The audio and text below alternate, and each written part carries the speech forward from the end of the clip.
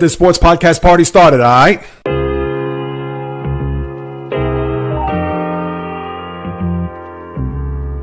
The JAYREELZ Podcast. Let's get this sports podcast party started, all right? An announcement. What a disgrace. He can rack up all these numbers in October, November, and December, but what really counts is let me see this in January. The JAYREELZ Sports Podcast. Rebel without a Let's pause, get this sports delivering podcast party started, all right? Jam-packed sports talk like no other. Listen, I got to call it as I see it. He is not a good player. I'm sick and tired of having to deal with the disappointment of this franchise. When does this sports podcast party started, all right? Another winter that I can sleep in peace. Coming correct and in full effect. Let's get it.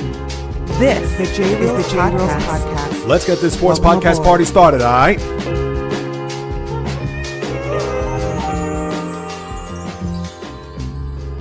The J. What is happening, my good people? Greetings. How are you? How's it going? How's everybody doing out there? What is the latest and greatest?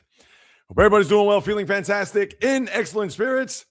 Yes, it may have been a super night last night, but guess what? Today is even that much more super as the podcast goes live for the very first time as I deliver everything that's happening in the world of sports, as this is the JAYREELZ Podcast with Joe JAYREELZ. For my first timers, welcome aboard. And for those who've been banging with me going back to the very beginning, somewhere in the middle, even as early as this past Thursday, I welcome you guys and gals back. And yes, it feels great to do this on a live format. Generally, I record the podcast, post it. Obviously, you see it on YouTube, Apple, Spotify, etc., which it will be on later today. But I'm doing this a little bit backwards, and I figured that my maiden voyage had to be the day after the Super Bowl, and why not? So just to take some quick housekeeping, I want to post this up here for those who are watching, that the comments, because generally when I do my Wednesday live stream, every Wednesday, 12 p.m. Eastern time, where I go back and forth with you guys and gals, and it's a situation where once I get started on some topics, of course, we banter back and forth, debate, question, etc. But what I'm going to do is this, as you see there at the ticker on the bottom of the screen, please post a comment. Feel free, whatever's on your mind, whatever it is I'm going to say throughout the course of the next hour. And on the second hour, I'll go back, read through the comments, read through the questions. I'll post them. Now, if there are a bunch of hellos to my OGs, to the ones that have been down this road with us several times, our little community, I'll make a mention of that, but I'm not going to post every comment if it happens to be hello or anything like that. But certainly when it's sports related, I will post it there, right there on the screen for everybody to read, for everybody to watch, etc. So, yes, let's get this podcast party started. I am beyond grateful, thankful, and not only that, but for the foreseeable future, I'm going to do these podcasts as live streams. So that means come Thursday, 11 a.m. Eastern, you're going to get the same deal, and I'll do a podcast pregame on YouTube as well, just to kind of set the table, get everything moving and shaking for the latest podcast. So now that we're here, let's get right to it. And all we have to say about the game last night, Super Bowl 60, with all the pomp and circumstance, and trust me, people, I'm going to break it down from pillar to post. You're not going to be left, as I bring up the graphic here, my apologies. This is what happens when you're doing a live show, right? Unlike when I do the live stream, so it's kind of like, I'm having fun, whatever. No, I got to be locked in, dialed in, etc. But last night's game, let's face it, was a dud. Wasn't a great game. Actually, was a very ho-hum, boring game. I get he had a bunch of field goals there to start. 3-0, 6-0, 9-0, 12-0 before the first touchdown was scored. And what I'll say about the game, obviously I'll break down both teams, get into various scenarios. I'll talk about the pomp and circumstance leading up to the game, the commercials, the halftime show, etc. You're going to get it all right here. But when it comes to the game itself, I know there wasn't a lot of hype going into the game.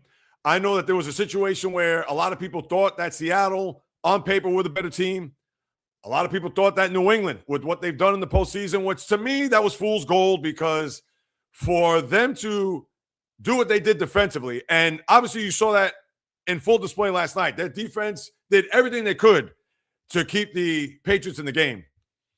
But it was just a matter of time, as you saw. And not only that, but when you look at the offenses that they faced, the Chargers, who had their own offensive line issues in the wild card round, the divisional round where C.J. Stroud, I believe maybe he's throwing practice in his backyard or maybe in a facility somewhere. He just threw another interception as he was giving away turnovers as if it was Halloween candy. And then in the championship game was Jarrett Stidham. Brr, Stidham, ha ha, Stidham for my old school hip hop heads. So I don't want to hear that the Patriot defense and their dominance throughout the course. And yes, I understand we saw it right in front of our own eyes, but this was going to be a different game altogether. And despite the fact that they played well, but still were no match. And for those who've watched the podcast, for those who've listened to my live streams, etc., and I understand this is the business of prediction. And hand raised high in the air. I usually get it wrong more often than not. But this one I saw not a mile away. I saw it from here to Santa Clara. Because this Seattle defense, to me, was tailor-made for that Patriot offense. And I've heard people all week, whether on social, whether on other channels, even family members. Last night, my father-in-law came out. Oh, but the Rams put up 27 points on that defense.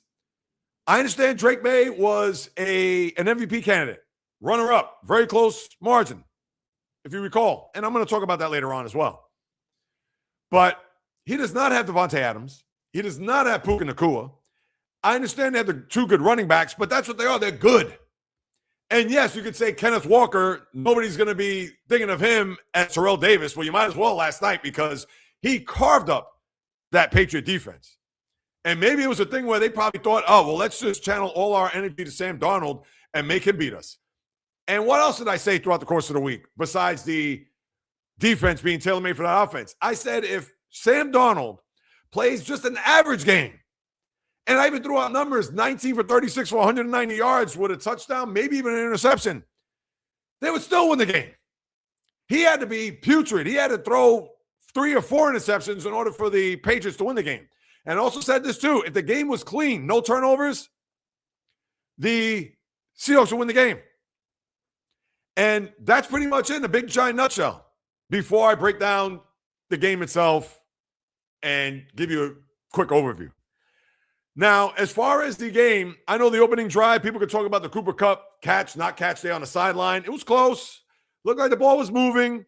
Obviously, the foresight that Darnold and the offense had just to go up to the line of scrimmage, snap the ball, get the next play in, fine. Who knows? They may would have gotten the first down. They probably would have kicked the field goal there. That opened up the scoring. And obviously, you didn't get a lot of scoring after that because and I'll start with the Seahawks in that regard. The Seahawks were able to move the ball at times. Yes, they punted, and their punter was fantastic last night. I mean, how could you not think that Dixon, the guy was coffin corner, 2-yard line. Fantastic. And I don't know how you can, when you watch this game, and despite the fact that Darnold was getting pressured, I thought at first they were going too much of the pass. Kenneth Walker had a first down there in that opening drive. And to me, they almost tried to out-psych the Patriot defense where I think that's what the Patriots wanted. As I mentioned a couple minutes ago, they wanted Sam Darnold to beat that Patriot defense. And it almost looked like it was going to be the case there as the game wore on. And even at halftime, and what was it, 9-0 in a half? I believe that was the score. I looked at that more of a victory for the Seahawks than it was for the Patriots. Because I'm sure the Patriot fan was thinking, hey, it's 9-0. We're still in the game.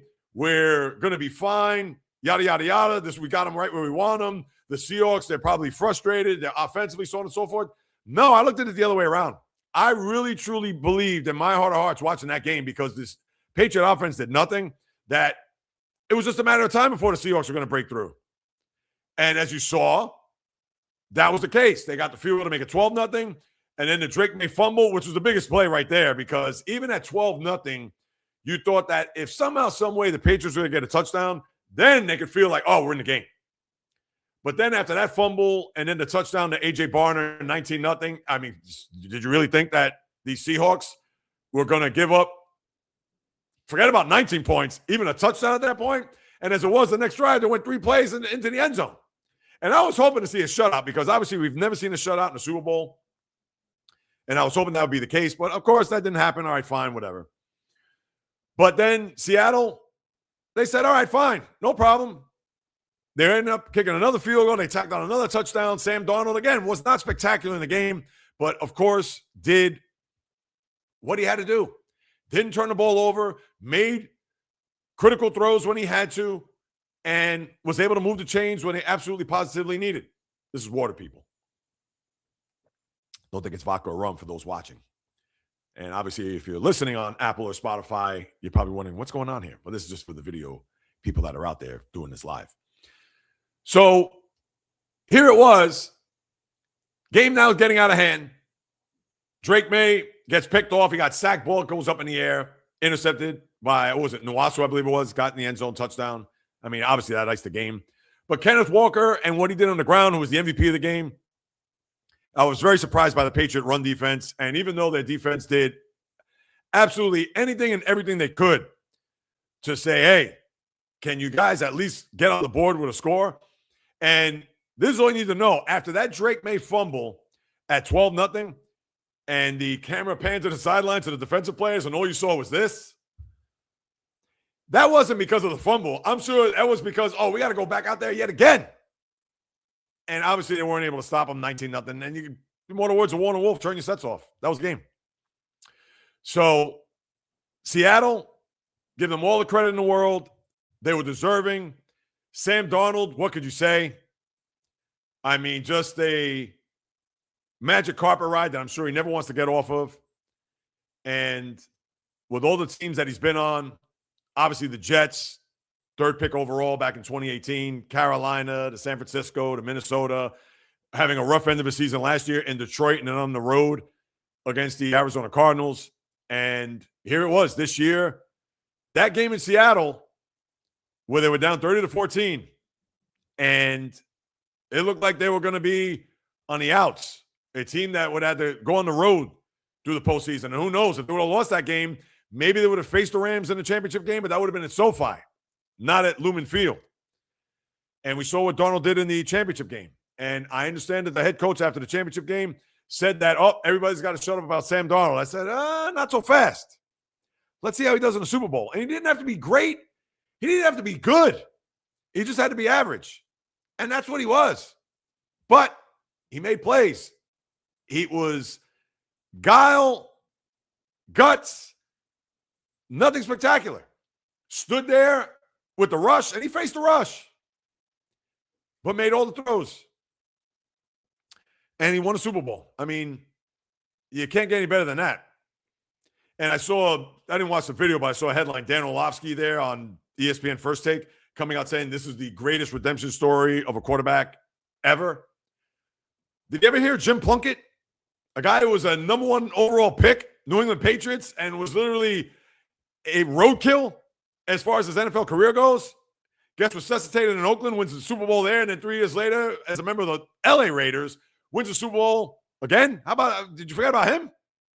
But I understand we live in the world of prisoners of the moment, the recency bias, etc. All right, I get that. But still, can't say that when you had a guy that literally came out of college, number 1 overall, and like I said, after being a New England Patriot, which obviously they did nothing in the 70s, I know Sugar Bear Hamilton, etc., but go back and check on the history books when it comes to the playoffs. But that's what you got. And the Seahawks, all the credit in the world. Their defense was phenomenal. Pass rush. There's anything more. I can't throw any more bouquets at them. And Walker was deserving to be the MVP.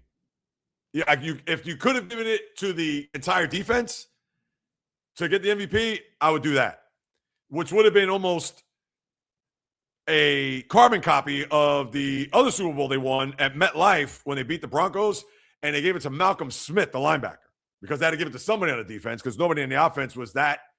It wasn't Russell Wilson. It wasn't Percy Harvin. It wasn't Marshawn Lynch. Nobody really stood out there on offense, so they gave it to Malcolm Smith, who I believe didn't he have an interception return for a touchdown? So that's the Seahawks side. As for the Patriots, I understand this was a big step for Drake May, second-year quarterback. All the comparisons to Marino, not as a quarterback, but him getting to the game in his second year and how the rest of his career is going to play out. We don't know that. We do not have a crystal ball to see what's going to happen. But he was overwhelmed. He was awful in the game. Missed throws left and right. Coming out of the half there, he had Austin Hooper wide open. He just literally overthrew him. Rushing throws. I get it. He didn't want to get hit. And when he got hit, he got annihilated. The interception, the fumble, I mean, come on. And I get it. The left side of their offensive line is literally human turnstiles. We've seen it all along, the Will Campbells of the world. And I mean, come on. There isn't any, I'm not going to pound them. The guys, they're rookies. And they were overmatched. And everybody wants to talk about, oh, well, the New England Patriots in the playoffs, we beat the number 1 defense, the number 3 defense, and the number 5 defense. Well, you faced the number 2 defense, and how'd that work out? And I said it all along. I thought this offense was not going to do the job against this defense. And you saw it. And I don't want to, listen, it's easy to pound on Drake May today. I understand the offensive line, and I get it. He was awful. There's no way to cut it. It certainly didn't help that the left side of his offensive line was terrible. But you also got to factor in this. And it's just a fact. I understand the Patriot fan. They're going to hate this. They're going to say, oh, I can't believe, shut up, JAYREELZ, whatever. But it's true. Who did they play this year? Their schedule was god-awful. They played nobody. And to think, one of their 3 losses this year was against the Raiders. Week 1. That run through the playoffs, I get it. Rose-pedaled, not even a yellow brick road. That might as well have been gold-plated. And for them to get to this point and to put up a stinker like that, now listen, there were no match. I'm sure a lot of people thought that. I mean, the Bill Simmonses of the world, oh, I don't think that defense is that great. Oh, I'm confident going into the game. I mean, he's a homer big time. He doesn't call it like he sees it. And listen, I love Bill Simmons. I go back to his podcast many years. And then you have, of course, you want to call him Barstool or Barfool. I didn't want to call him his name, but yeah, him showing his rings and stop. You talk about not only did the team, their offense, as offensive as it was, but their fan base, they didn't get bludgeoned yesterday. Kind of hate to use this term, but is this appropriate? They got curb stomped and kicked in the teeth yesterday. And I'm here for it. Because the Pat fan was so over-exuberant, overconfident. Oh, look what we did. We're giving up 8 points in this postseason. Hey, our defense gets no respect. Oh, Drake May. I know Drake Maybe's now the big name. Listen, I'm not jumping on that bandwagon. But all this nonsense. Oh, the Pats are back. So I'm sorry. You guys took a big step back. Not only in this game, but who knows what they're going to do this offseason. Because they need more skilled players. Not only do they need a left tackle. I understand Will Campbell, he's going to grow into the position you would think. But they need some better receivers.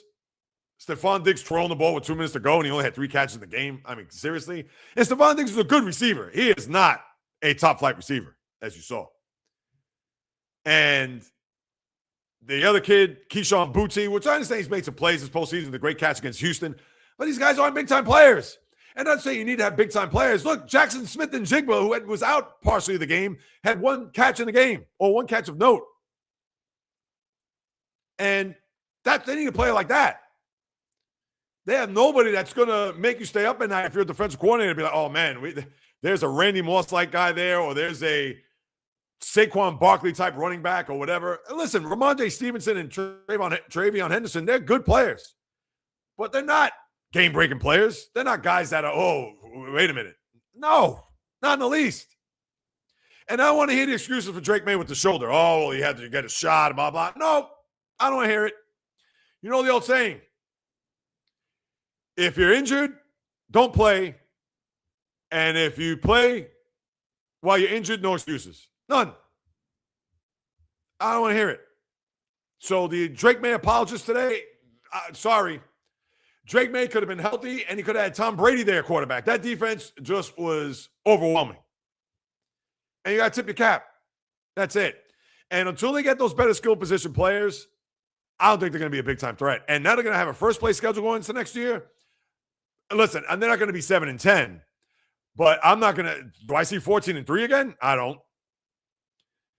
to me, they were not a team that, as the year went on with a very soft schedule, they were the huntee.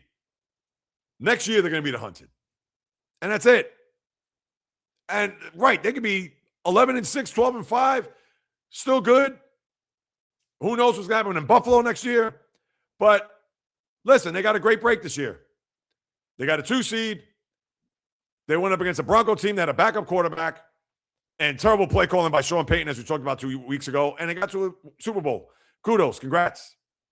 But yesterday, flat out, that offense got exposed. That's it.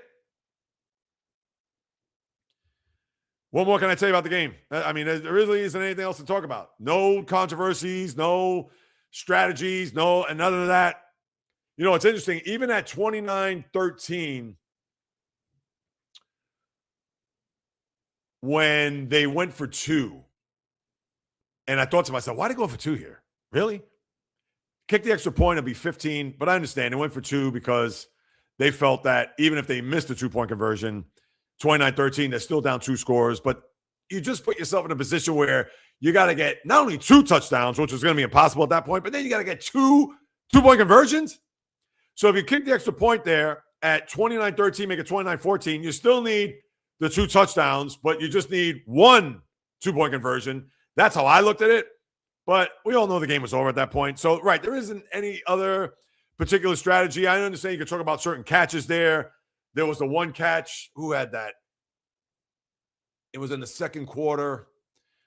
Was it Kenneth Walker? I believe it looked like it hit the turf. Listen, at that point, it wasn't a big play or big enough of a play to really think back and be like, oh, if that was called the right way, that would have turned the game around. No, nonsense. So I'm not even going to get into that. But that was your Super Bowl. A dud of a game. Seattle dominated their defense and Kenneth Walker. The Patriot offense was, just like I said, offensive. And that was your Super Bowl.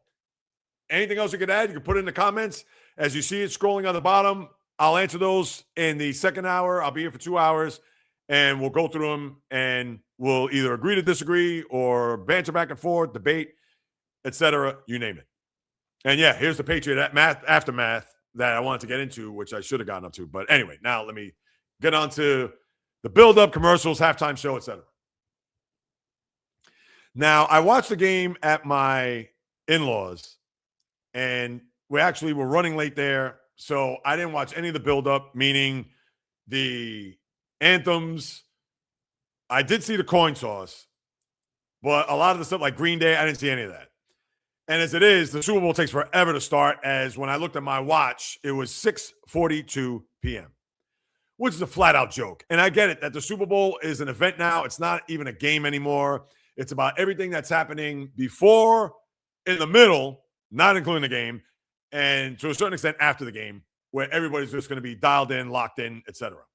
So I didn't get wrapped up in any of the build-up, although kickoff next year is probably going to be 6:43, 6:44, and who knows, before you know, it's going to be 7 o'clock for kickoff. But, so we'll put that aside. As far as the commercials, now, I wasn't locked in on all the commercials. I thought the 2 that stuck out to me that I liked, the Instacart commercial with Ben Stiller, and I believe it was Benson Boone, to me, that was hilarious. And how could you not laugh at that? I thought that was funny. The one commercial with the State Farm, to me, with Keegan, Bradley, Key, and who's the other guy that was on there? It goes to show I even forgot. To me, that was nonsense. The other one that I liked, and this was a little bit more, I don't want to say personal. I don't want to take it that strong. But the one that I guess meant the most to me was the Mike Tyson commercial about not eating processed food, that realfood.org. That, I don't want to say hit home because I believe he talked about his sister, diabetes, etc. But we all know that with so much processed food and so much garbage that's out there and the people, the stuff that they eat, etc. And I understand not everybody has access to whole food, clean food, fresh food. I get it. But to me, I love that. To me, that's making a statement. So kudos to realfood.org for putting that out there amongst all the other commercials that are out there with all the fast food, etc., whatever, which please, I can't bother with that. But yeah, a lot of the commercials, like the Budweiser commercials, all that. I mean, the commercials are a joke. They're not the same. I don't know. Who knows? Pepsi, I know with the Coca-Cola, polar bear, and all that. I mean, they do nothing for me. And maybe I'm missing out on a commercial or two. Again, leave it in the comments. We'll talk about that as well. And I appreciate everybody that's hopped on board to this point. I see you got a dozen people here up here in the live. So thank you so much for stopping by and carving out precious time out of your day. But all right, now let's cut to the halftime show. Now, mind you, I was recording a video to post during halftime. I know I talked about doing a live. For those who watch me on the live streams every Wednesday, high noon Eastern time, I know I've talked about it for weeks leading up to it. Oh, I may do a live, blah, blah, blah. It was tough when you have people and company and trying to be present. Listen, it was just going to be difficult. Now, here I was trying to record and post while all this is happening. And everybody that I was with, they were anticipating this beyond belief. The whole Benito Bowl, the whole, oh, it's a concert, but a football game broke out. You know, the whole saying, yeah, I went to a fight and a hockey game broke out. Or was it? I went to a hockey game and a fight, whatever it was. But the performance, I get it. It's not for everybody. I understand. We could talk about it till we're blue in the face, so on and so forth. Understood. But the message, the everything that was put forth, the inclusivity of the everything, whether it's all the flags and the mentioning and the flag, first of course, being the United States, but all the other flags, all the other Latin countries represented, Latinos, etc. I mean, come on. How can you not like that? And of course, with it concluding about the only thing that will drive out hate is love. And I'm paraphrasing that, the graphic that you saw there on the scoreboard at the end. And I get it. Nobody knows what he's saying. Fine. But the music, it got into a lot of people, the energy, etc. Listen, was it Prince circa 2007, Super Bowl 41? I'm partial to that. Not that I'm the biggest Prince fan on the planet, but I mean, come on. In the rain, covering other people's songs. Please go back and watch it on YouTube. But him trying to unite everybody. And as you saw in the football before he spiked it, together, we are America. And it's true. That's all there is to it. That's all he was doing. And whether you like the music, whether you like the dancing, whether you don't like it, whatever, and I get it. Not everybody's cup of tea. Just like I'm sure there's somebody out there that's not, oh, JAYREELZ, I can't stand him. He's too loud. He's too this. He's too that. It's fine. I get it. Not everybody's going to appeal to everybody. Understood. But guess what? And I'm going to segue this to the next thing in a moment. You understand what the NFL's trying to do here? They're trying to go global. They're trying to make this a big thing. This isn't about artists that are just in America. And in the case of Bad Bunny's Puerto Rico, it is part of America. Don't be surprised if you're going to see some K-pop group or K-pop artist that's going to be a Super Bowl halftime act. And I know everybody will probably be outraged then as well. Oh, how can we have this? Who cares? NFL, they're expanding to games in Australia, Rio. They're going all over the place, which to me is a little bit too much. I'll get into that in a minute. I'll keep that separate. But as far as these halftime shows, it's going to explode even more. So whomever is out there in the world who becomes an enormous pop star, doesn't matter who it is, if they are at the top of the charts and they get a zillion streams and you name it, that's going to be the next Super Bowl halftime act. And guess what? You're going to have to just grin and bear it. That's all there is to it. And listen, I've said it before and I'll say it again. Am I bumping Bad Bunny in my earbuds, my car, in the apartment? I am not.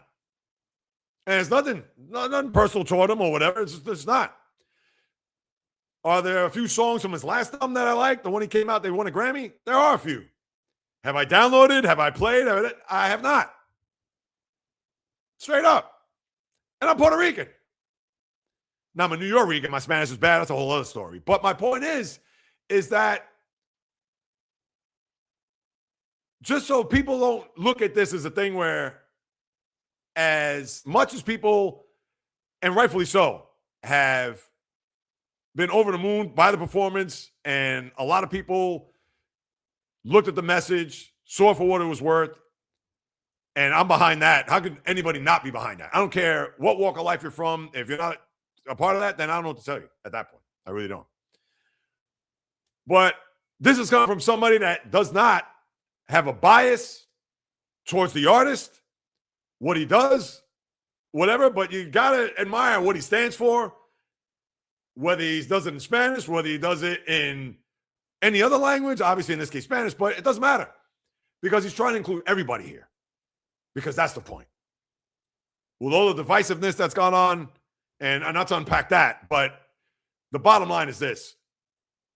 His show, and they had the married couple come out there that actually did get married to show some love there.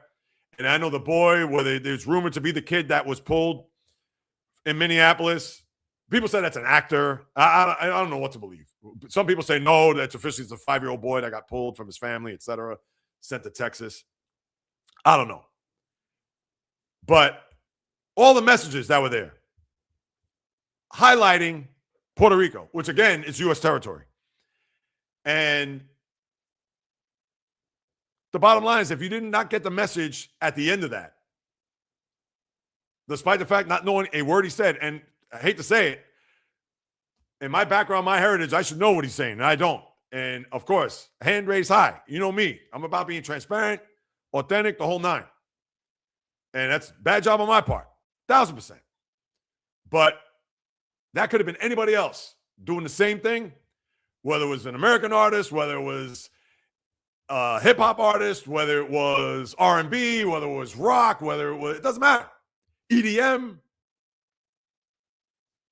If they were trying to put that message out there for everybody, it's like, nah, this is all about love. This is all about a good time. It's all about fun. It's all about family. It's all about friends. It's all about togetherness. Isn't that what it's about? And that's what I took from it. But again, Prince still has the heavyweight belt as far as Super Bowl halftimes go. And that one you can't dispute. Sorry. You want to put that in the comments? Put that in the comments. We'll talk about that too. But to me, dearly beloved, the purple one, somewhere upstairs, may he rest in peace. Go back and watch that again because that was a Super Bowl halftime for the ages. So I'll just leave it at that. Now, let's get to I want to talk about some now off the field NFL international games, Hall of Fame coaching news before I get to a few other things, and I'll get to the comments, of course. Now, as I mentioned before, NFL, they're going to have a game in Australia. Why they're putting 49ers Rams there is beyond me. Did you have to put a division game? So the Ram fan, and even the Niner fan for that matter, and one of my diehards who part of the community here on YouTube, my guy shot him out, BioZio186. Says it's good that the game's not being played at SoFi because all the Niner fans would flock to the building. Well, why are they going to have that game in Australia? You couldn't put another game up there? Number one. Number two, the game you're going to have in Rio, you're going to have the Cowboys there. So who knows if that's going to be, I can see that being the Friday game.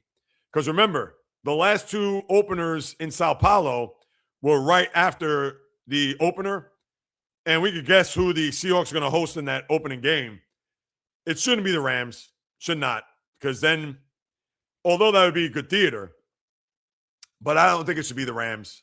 It could be the Rams, and maybe it should be, but season opener, you want to kind of save that for midseason when both teams are really, hopefully you would think, at the top of the NFC West and will really have a better gauge as to how those two teams will be for the 2026 season. But when you have these other games and these other locations that are going to have, and especially like I mentioned with Rio, where I would think that Friday game, the Cowboys are going to host that game. Because remember, the NFC has the extra game next year with the imbalanced schedule, which, as you know, I hate. 17 games. I mean, really? But let me just see. I'll make sure I got, and the other game there too, which I'll get to in a moment. And then also they have the first game in Paris. And the NFL eventually wants to get to a point where they want to have 16, count them, 16 international games, which goes back to my point about the Super Bowl halftime and trying to be global. And as you know, whether this is your first time here, welcome aboard. And if it's not, welcome back. I've said this all along, and I get that they want to go global, but to me, the NFL, they're just being greedy pigs. Because to have these games in these other locales, I can't stand them. To me, I don't watch the international games. I have no appeal of watching a 9:30 NFL game because they just jam the product down your throat. And we get enough NFL games as it is to begin with. And when you get deeper into the year, forget about it. Between Thanksgiving with the 3 games, Black Friday, Christmas now, the Saturday games. I mean, it's too much. And I've watched football going back to the 70s. So I don't want to hear, oh, Jay, you're being anti-Shield, anti-NFL. No, I'm not. It's just when is enough is enough. But we get it. We live in the streaming world. We live in the digital age of where content is king. And we all know the NFL, as evidenced by the ratings last night, what do they get? Did I see 127 million? And I think at its peak with the Super Bowl halftime, it was 137 million people that watched it, which is the highest halftime show watched ever. But 127 million people watched this. And you could have any of these games. Forget about the Super Bowl. You could have Tennessee playing Arizona on the moon on a Wednesday at 3 a.m. It's going to draw better ratings than anything that any of the networks could produce. It's a fact. But just because you could do it doesn't mean you should. With all of the streaming platforms, all of the TV slots, all of the scheduling slots, like I said, the 3 games on Thanksgiving, on Christmas, on this day, on that day, on a Tuesday, on a Wednesday, on the moon, on Saturn. I mean, again, they just jam it down your throat. Now, I understand you could stiff arm it and say, I'm not going there. Understood. But it's just, and this is what NFL, and I understand they could do it because the NBA can't do that. Major League Baseball can't do that. NHL. There's no way they can get those ratings. And it's going to be interesting to see with the World Cup in the summertime because how the ratings going to be, considering that they're going to be played on North American soil, what that's going to be like. Because obviously you have soccer fans all over the place, but what is the rating going to be like? Is it going to be similar to, let's say, an NBA Finals rating? That we'll have to wait and see. Maybe, depends on who the teams are. But just think about that when we look at the schedule next year. And the schedule is not going to be out till May. But you're going to have international games littered. And those are the 3 new locales on top of, obviously, London. I believe either Munich or Berlin. And there's going to be a game in Paris where the Saints are going to play there. And, of course, the Saints, when you think of the Bayou and Creole and the Fleur de Lis. So, yeah, you're going to have them play in Paris for the first time. So there you have it. And one last thing. Can I say this? Can I pound the NFL one more time? So the NFL last night, they showed the different locations in Melbourne. I believe in Rio de Janeiro, the NFL fan with the jerseys on and cheering, hey, for the camera. I mean, if that's not the most orchestrated, most contrived nonsense, they probably picked that place well in advance. They said, we want any fan to go there. We'll send the jerseys, et cetera, down there and just cheer for the camera. Now, listen, are there NFL fans in Australia? I'm sure there are. Rio de Janeiro? Yeah, maybe a few. But come on. Seriously, NFL, is this what we're going to have to do to reach, to try to get fans to, I mean, but they can't get out of their own way. And then the players, and I hope they stick to those guns. They say, we don't want an 18th game. Now, the rank and file may want it because the backup left tackle or the long snapper or the third string linebacker, they're going to want as much money in an extra game check. But I hope it doesn't go to 18. I wish they could go back to 16. Because 17, what we're going to have next, 163 game Major League Baseball season, 83 game NHL or NBA season? Nonsense. Now, as far as the Hall of Fame goes, I think the players that got there are deserving. I know Roger Craig was voted in because when you had the whole Belichick, Robert Kraft, which you talked about last week on the podcast, he was the guy that they voted in. All right, fine. Very good running back. Is he a Hall of Famer? But Drew Brees, lock. Larry Fitzgerald, lock. Luke Kuechly, listen, he had, I believe, 5 All-Pro seasons, maybe 3 first team and 2 second team. I think he played 10 years. Maybe he played 9 years. Listen, I don't have a problem with that. I understand concussions shortened his career, but kudos to him. And Adam Vinatieri, that's another lock too. I mean, the guy was as clutch as it gets. So I don't have a problem with the Hall of Fame. And I know there's going to be some people, Eli Manning, what happened to him? Whatever, he's going to have to wait his turn. But that's what you have. And then real quick, Matthew Stafford was your MVP. What do you have? 5 more votes more than Drake May. And listen, May was deserving, 100%, but you had to give it to Stafford. I mean, that team, harder schedule, tougher division, tougher road. And people can say, well, JAYREELZ, they can only play the teams that they play against. And if Drake May's playing against the Tennessee Titans and the dregs of the league, it's not his fault. I get it. And maybe this is more of a lifetime achievement for Stafford because May obviously is just starting his career where Stafford is on the tail end. And, of course, he announced in the MVP honors where he had his daughters up there saying that he's going to come back next year, which could tie into the Super Bowl being played in SoFi next year. So knowing that they're going to run it back, let's give it one more go. Rams and Seahawks are going to be favored to get to a Super Bowl and maybe win it. The early odds right now. So, hey, good for him. And then you had Cliff Kingsbury, speaking of the Rams, join Sean McVay's staff. He's a guy that didn't fare well as a coach, although he did get to a playoff when he was a member of the Arizona Cardinals. But very good offensive mind, integrated there with McVay. Listen, we know that offense is loaded as it is to begin with, and now you're going to bring in Kingsbury? Huh. That should be pretty interesting for the Ram fan there next year. And then Sonny Jurgensen died, the former Eagle and Washington Redskins, of course, at the time, quarterback. 91, Sonny Jurgensen, who was on that team in 72 that lost to the Dolphins. And Sonny Jurgensen, for a lot of people, said that he had a great arm, a guy that obviously was a big-time player, I believe Hall of Famer. And I should know that off the top of my head. But passing at the age of 91, of course, thoughts, prayers, condolences go out to Jurgensen and his family.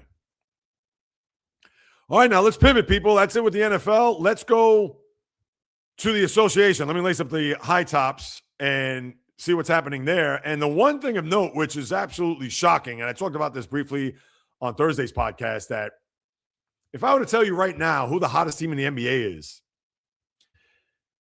or how about this? How about if I asked you that?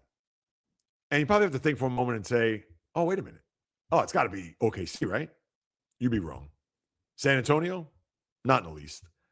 Oh, it's got to be Detroit, right? The Pistons, they're the 1 seed right now in the Eastern Conference.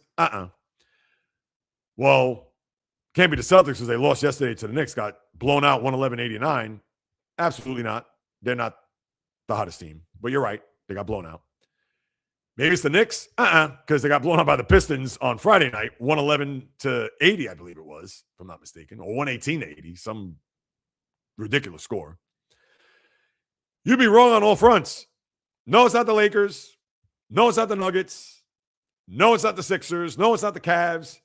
It is the Charlotte Hornets. Yes, those Charlotte Hornets, led by LaMelo Ball. And if I asked you who their head coach was, you'd probably think, oh, wait a minute. Is it Michael Jordan? No, it's not. And remember, he sold his portion of the team, so he's not running the team anymore. I wonder how he feels right now, knowing that the team is actually playing pretty well. No, it is Charles Lee. Who's Charles Lee? Yes. Well, I guess you have to look him up to see, but that is your head coach. It's not Jesse Borrego. It's not any of the other interims in the past. No, Charles Lee, who's done a phenomenal job. Now, think about it. They've won 9 in a row. Along the way, it's not as if they've beaten all the bad teams, considering that the Hornets, they're not even at 500 right now. I think they're 2 games under at the moment. They've beaten the Spurs. They've beaten the Rockets last week on the road in Houston. Give them credit there. They've also beaten Philly and Orlando, 2 teams that are ahead of them in the standings. So it's not as if they've beaten up on the Wizards or the Sacramento Kings or the Indiana Pacers of the world. Yeah, there are a few sprinkled in, but they've shown you something here a little bit during this 9-game winning streak to where they currently have the 10th seed in the Eastern Conference. Now, what does this mean for them in the big picture? They're going to get smacked. They're going to get smoked, as we know. But you kind of like to see a team that has been on no one's radar when it comes to the association, or even any sport for that matter. That's like the Pirates being in the middle of a wild card race in August. You like to see it. Now, does this mean they're going to go on this journey through a postseason where they're going to get to a conference final? No way. But at least for right now, who knows? Maybe I jinxed them. We'll come back in 2 weeks or after the All-Star break, and then they'll lose 6 of 8, and that's it.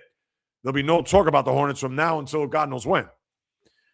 But listen, give it up between he and the Brandon Millers of the world and the Concanepples. I mean, you got to give it up. They've played well here. And let's just hope they can continue, because that East, when you look at the 7 through 10, it's the same teams over and over. It's the Atlantas of the world, the Miamis.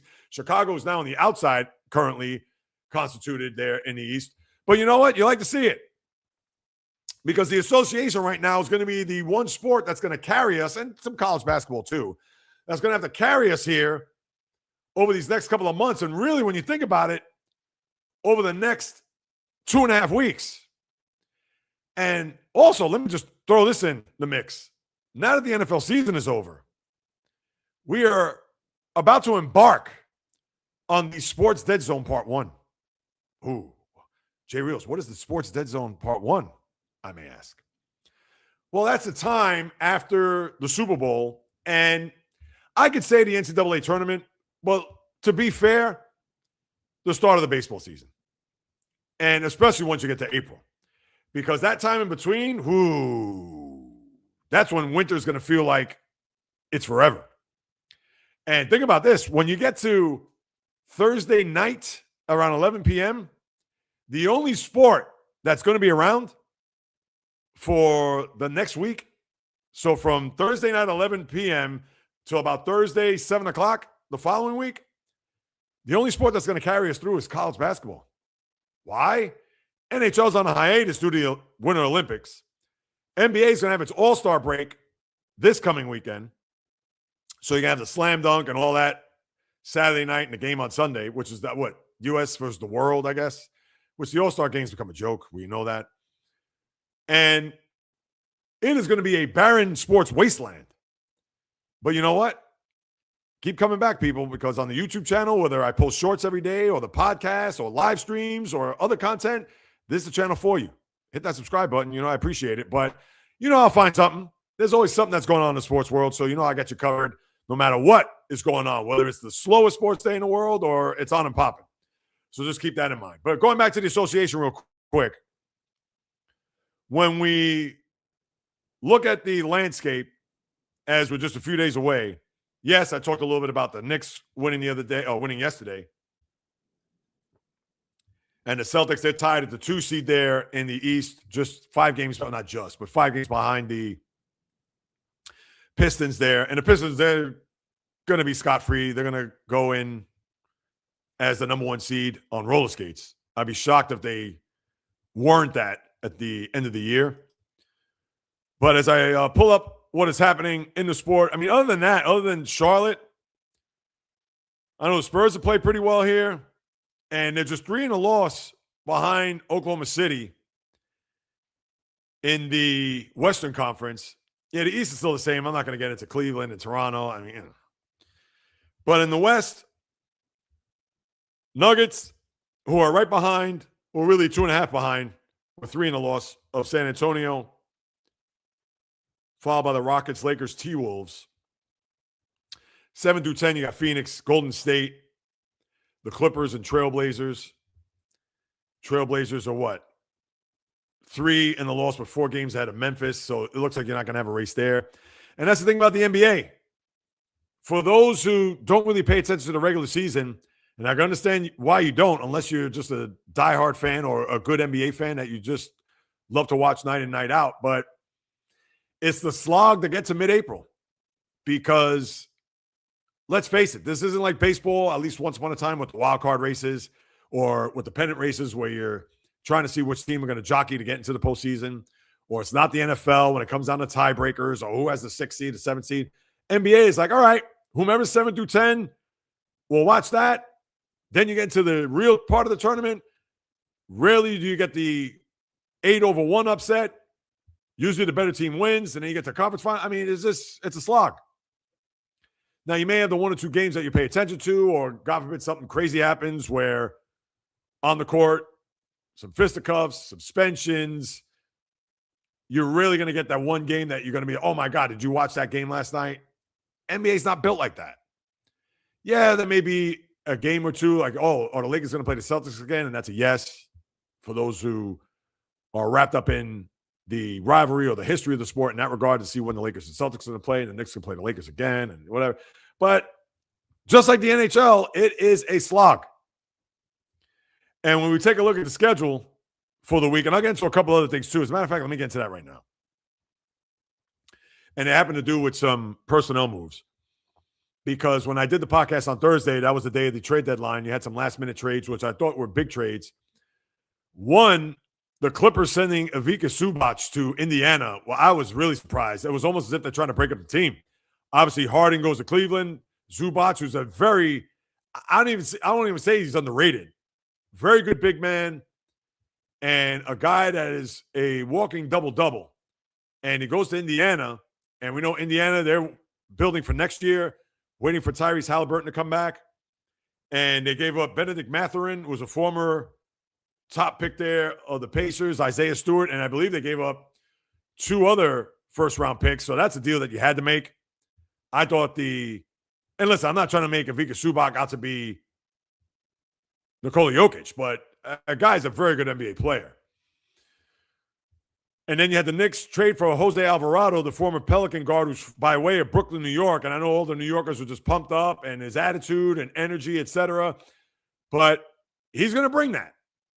No doubt. And let's see if it's going to harken back to the days of the 90s, because there's going to be moments where, not to say that he's going to be asked to score because they got other guys that are on the floor that can score, but you have to wonder how much burn he's going to get. Is he going to get burned in the last 5 minutes of a game? And I'm sure Mike Brown's going to deploy him as such, depending on how the game unfolds and where they're going to need it the most, that bring that attitude, to bring just the overall spunk, energy, and that's what I think this Knicks team needs. Now, we've seen that they've shown heart in the past, but are they going to have enough muscle? And listen, he's a point guard. He's not Charles Oakley. He's not Anthony Mason. He can't even say he's John Starks right now. But let's see how that unfolds, because I know the Knicks fans ecstatic, and you need a guy like that on your team. So we shall see what Alvarado, as far as what he's going to do here as a member of the Knicks. And then you had the Nets cut Cam Thomas, who couldn't wait to get out of Dodge, signs with the Bucks. And you're probably wondering, wow, how come he didn't sign with a better team? I believe the pecking order is that he's going to go from the worst team all the way down. So if all the bad teams bypass him, and as you get deeper, further down, the Bucks said, we're going to take this guy, and they snatched him. So obviously you don't see Cam Thomas on, let's say, the Pistons or the Thunder, Nuggets, Celtics, etc. And let's see how Cam Thomas fares, considering that the Bucks are going nowhere fast. They're on the outside of the playing scenario, and as I look right now, well, they're only one in the loss. But here's the problem with that. And we understand that Charlotte has the 10 seed. You never know. And they'll probably go back to the pack.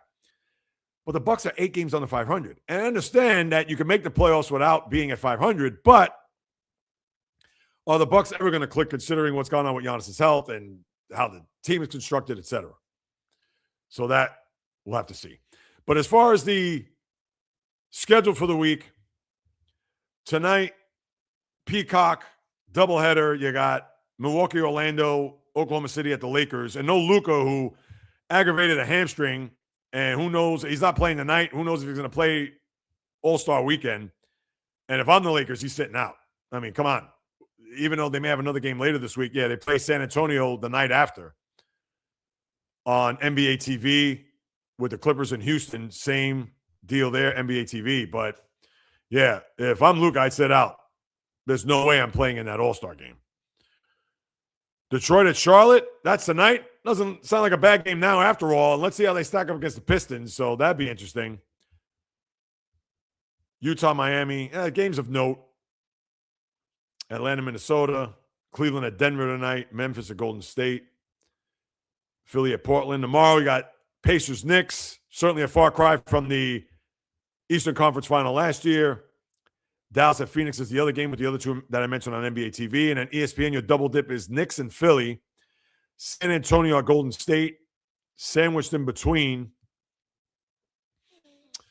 Milwaukee, Orlando, Chicago, Boston. Oh, so Indiana's at New York over those next 2 days. They're playing Brooklyn on Wednesday. Detroit at Toronto. Clippers in Houston. OKC at Phoenix. Memphis, Denver. And then Thursday, even though we'll be on the podcast Thursday, the 2 games on Prime. Milwaukee at OKC. Dallas at the Lakers. Portland at Utah. That is your NBA schedule before All-Star Weekend commences just days away. As far as the college basketball, I'm going to get into that more, people. I know the big game over the weekend was St. John's beating UConn, the number 3 UConn at the Garden.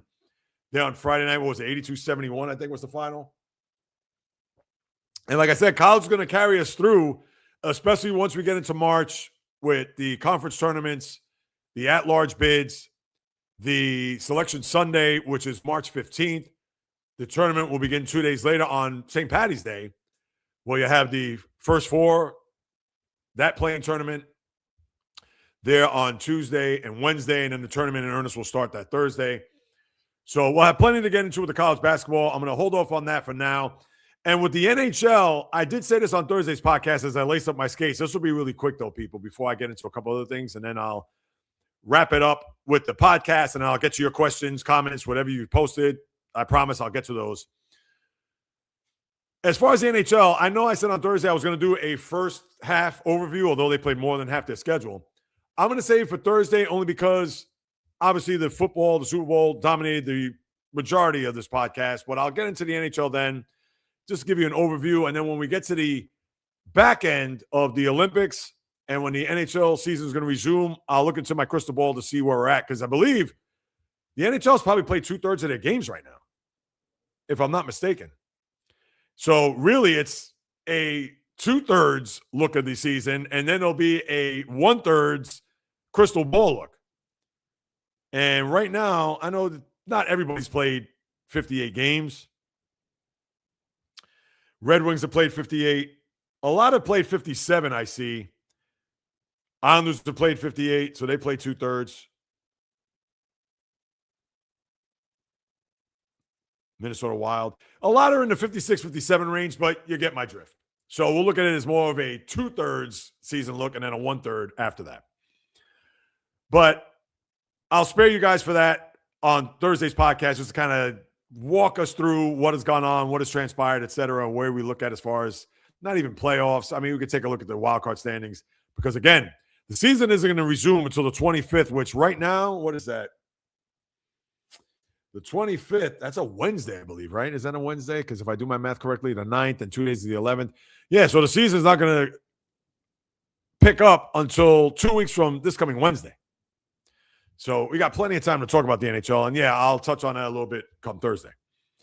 All right, now I'm going to – I don't even know how to even put this. Put on my skis, put on my ice skates, get in my bobsled. I'm going to talk a little Winter Olympics. Now, have I watched anything or followed it? I saw a little bit of the ice skating on Saturday night. I know that the U.S. won a gold for their team. I know Japan was in the lead. I saw a little bit of that Saturday. I know the big news coming out of the Olympics here is what happened with Lindsey Vonn. And I think that happened Saturday night, if I'm not mistaken. But Lindsey Vonn, and I'm going to say this right off the bat, and I don't care what people say, what people think, et cetera, so on and so forth. For her to go out there on a torn ACL, and sadly she broke her leg, I believe, and she had surgery, had to be airlifted, et cetera. Not a great scene, as you know.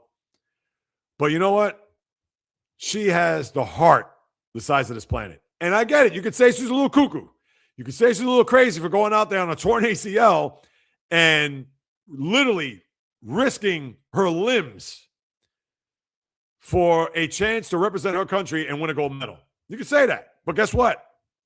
This is where we revere athletes in that regard. When we look at Kobe Bryant, when he blew out his Achilles and said, I'm going to shoot these 2 free throws before I walk off into the locker room knowing that his season was done.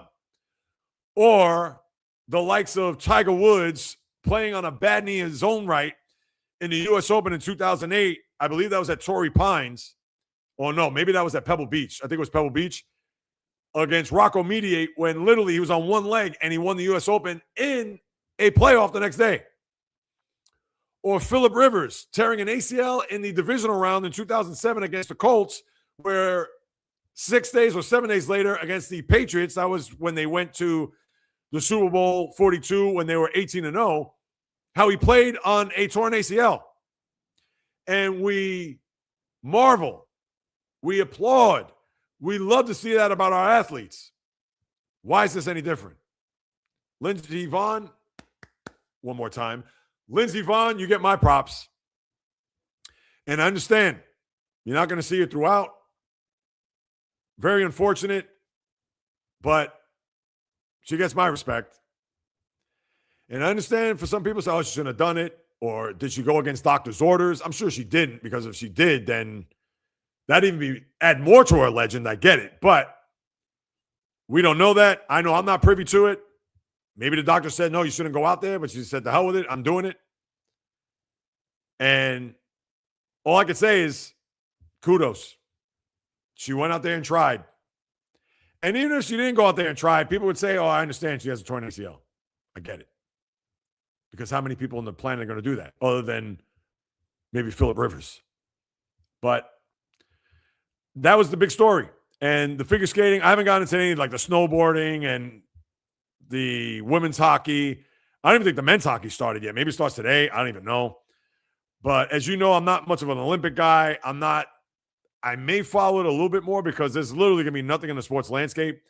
Or obviously if there's going to be a developing story or something that maybe an underdog that's going to come out of nowhere to win a gold or something like that, I'll be on top of. But that's what I got with the Olympics, people. I really don't have much to add to that. So, but I'll be as best as possible when it comes to doing that. And then I know, listen, I haven't skipped over all this. Here we go. Anyone watching the Olympics? All right. One last thing. Let's get to it. Pitchers and catchers report on Wednesday, people. That's right. Is anybody ready for baseball? This guy is. Now, listen, we're still ways off from the Cactus League and the Grapefruit League starting games. I believe they may start the same day as the NHL season, maybe the 25th or maybe the 22nd. I don't know. And not that anybody's going to care because it's still going to be frigid in the Northeast. I don't even think it's hit above freezing. Maybe it did one day. Maybe it was Wednesday or Thursday, but I think it was probably at freezing. We're finally going to hit the 40s later on the week. So old man winter is going to be around, I think, for quite some time. So we're going to have that to deal with. But at least when we see the pitchers and catchers, and we've seen pitchers report. Me being the Met fan, you see Nolan McLean wearing the number 13, I might add, which I was a little bit surprised. I changed his number from last year. And you see Francisco Lindor down there early, and I'm sure a lot of the Yankees and other ball players have trickled down to whether it be Florida or Arizona. But yeah, I'm pumped. I'm ready for it. So let's go.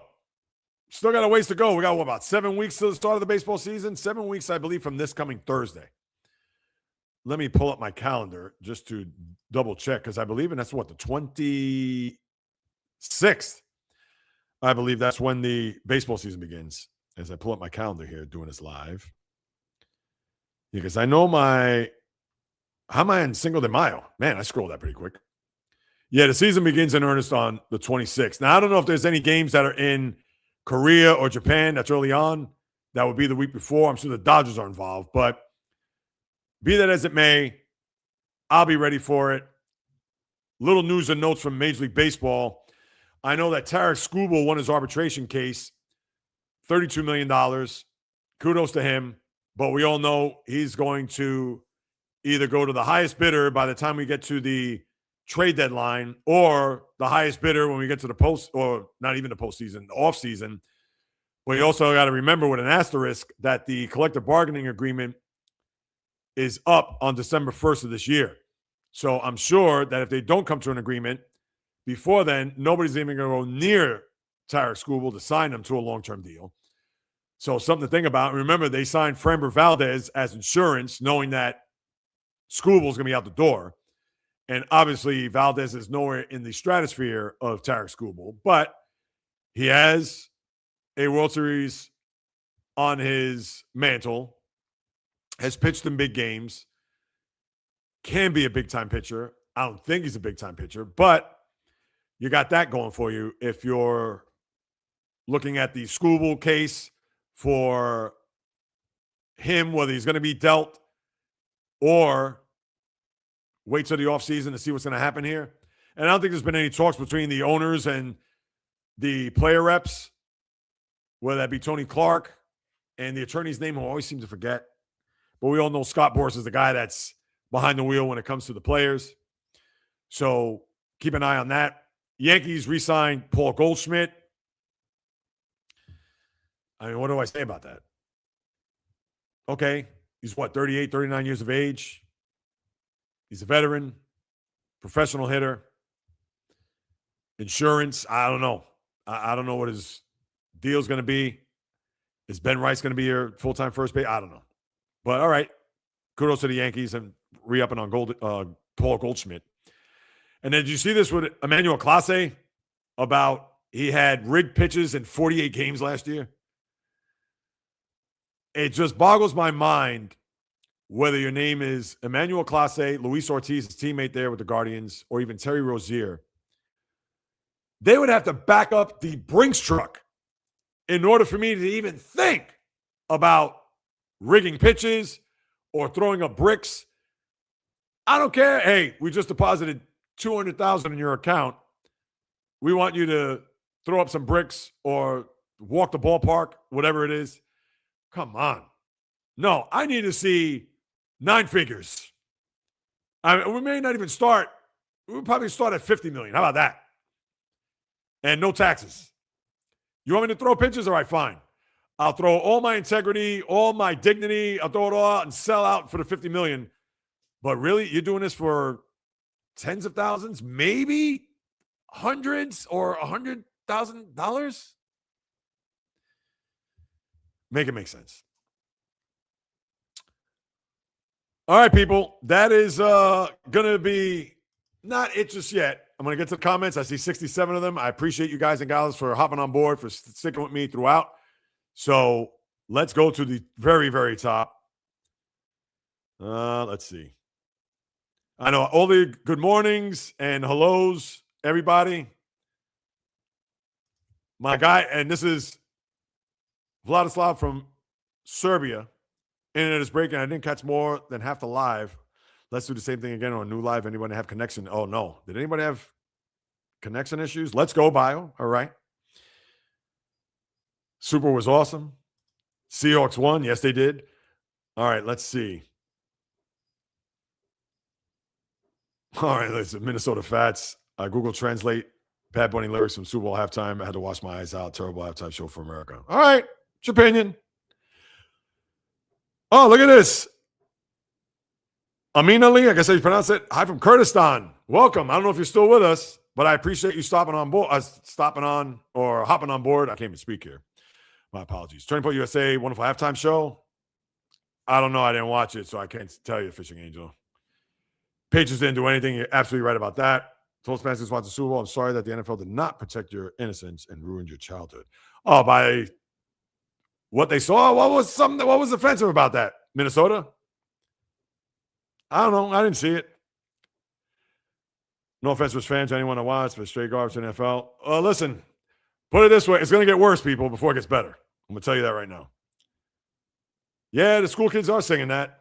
Teachers have the teachers are the hardest jobs. That's for damn sure. Renee Rivas, all right. I hear that. Was that directed to me? Minnesota Fats says nothing to do with slapping Americans in the face. That garbage, high world ratings. Good Goodell. No, well, that's it.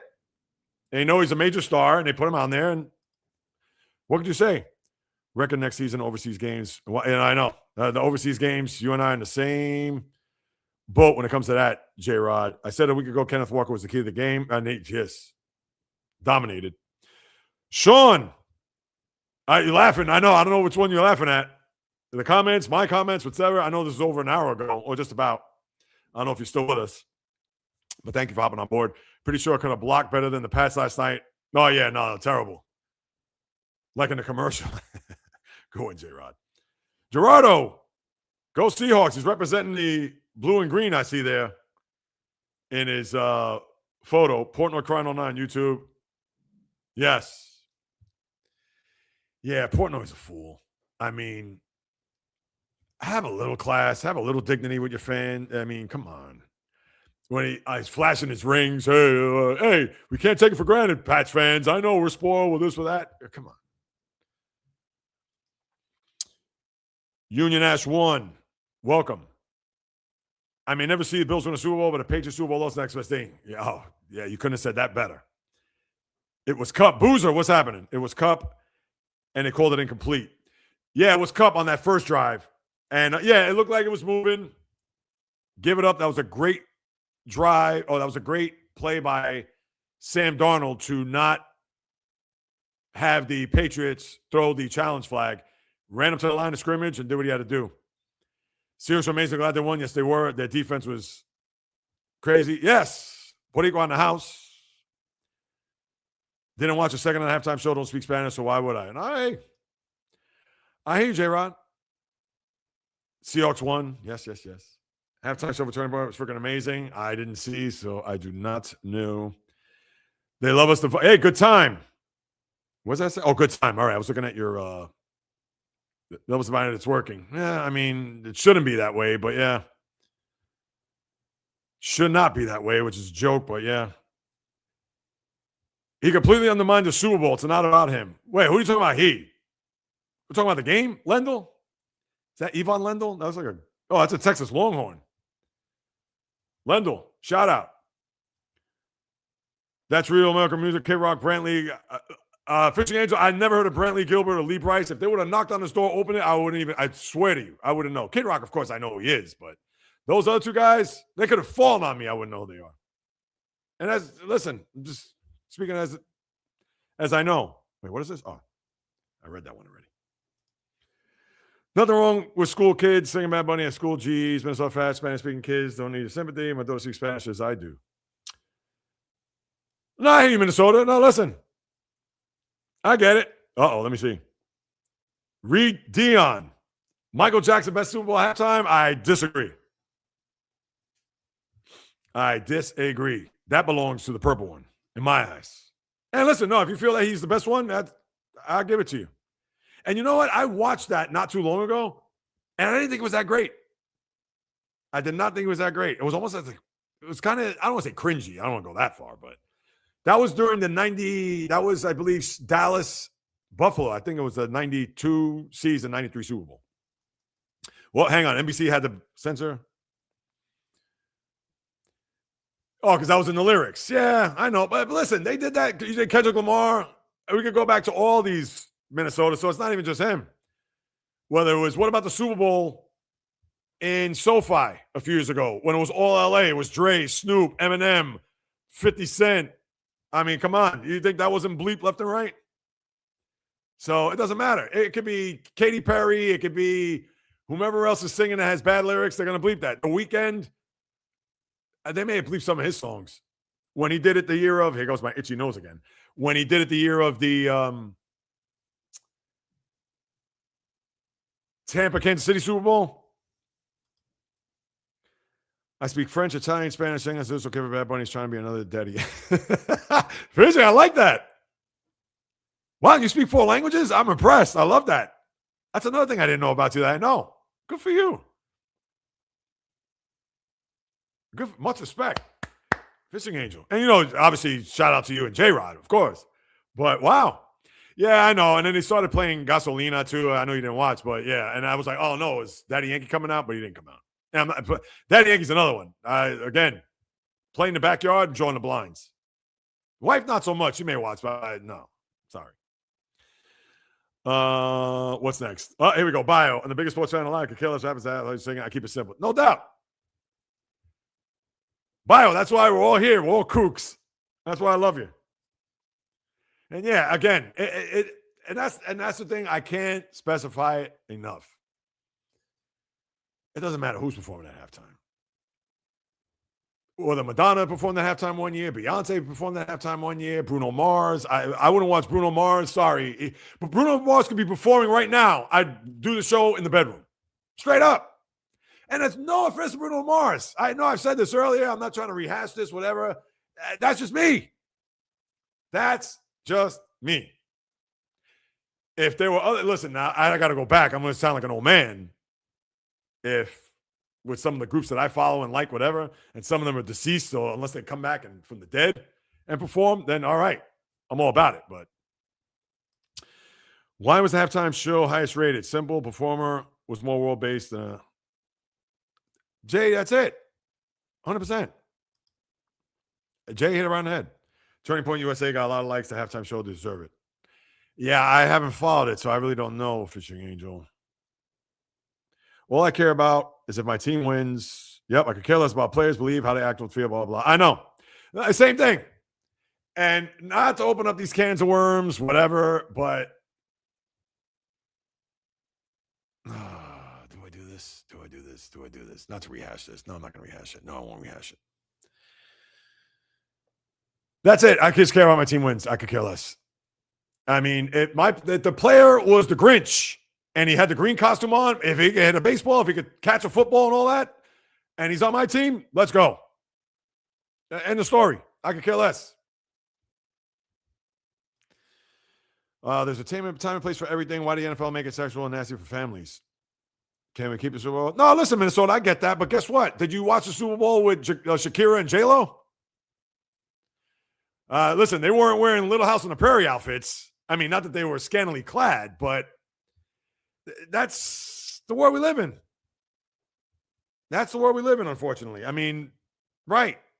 It's not going to be wholesome family entertainment.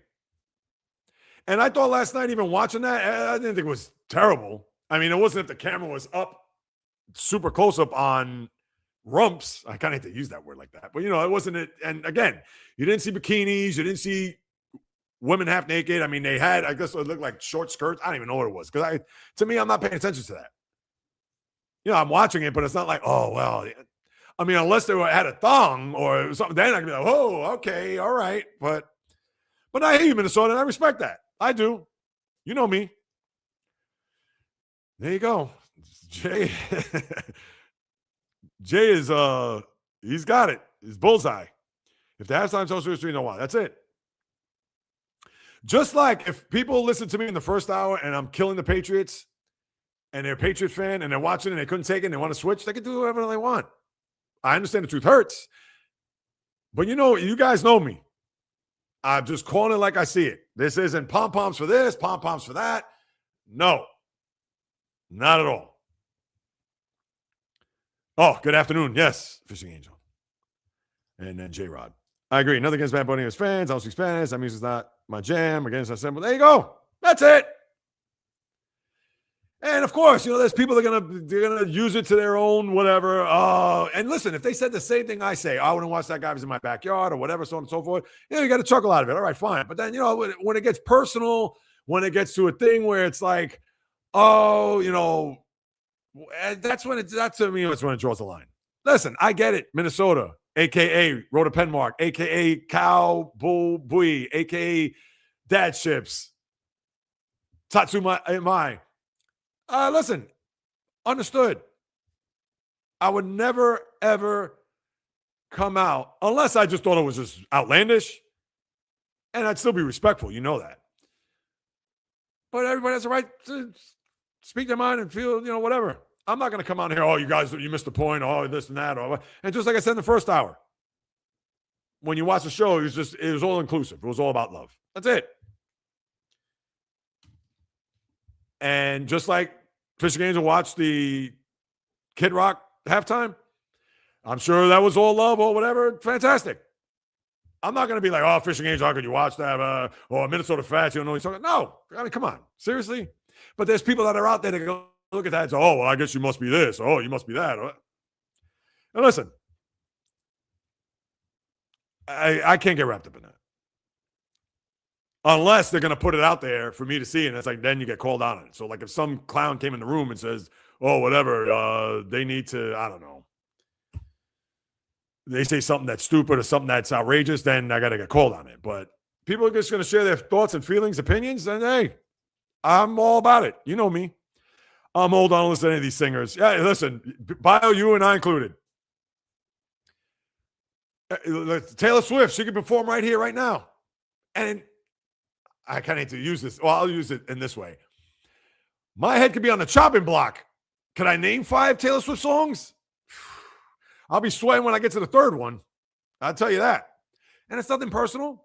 I got none against her. What has she done to me that is like it would make me like have disdain for her? Nothing. She's a megastar. It just doesn't do it for me. That's it. That's that. So listen, I'm with you.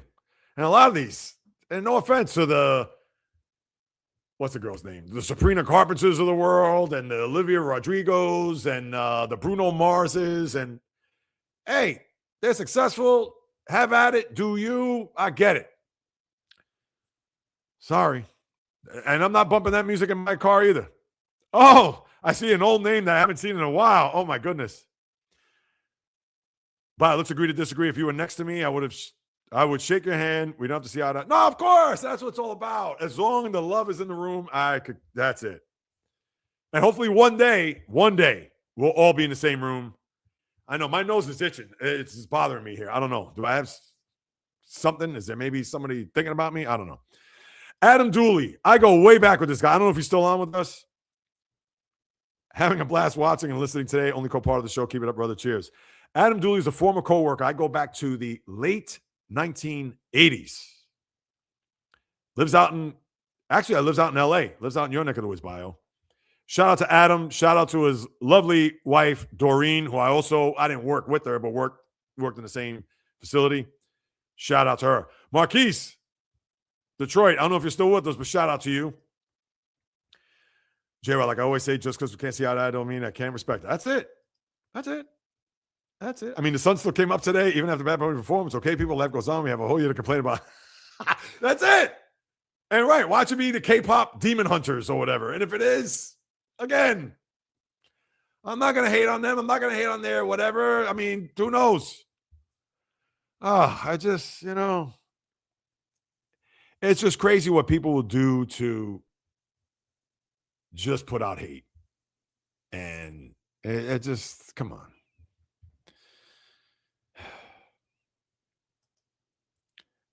Yes, they did.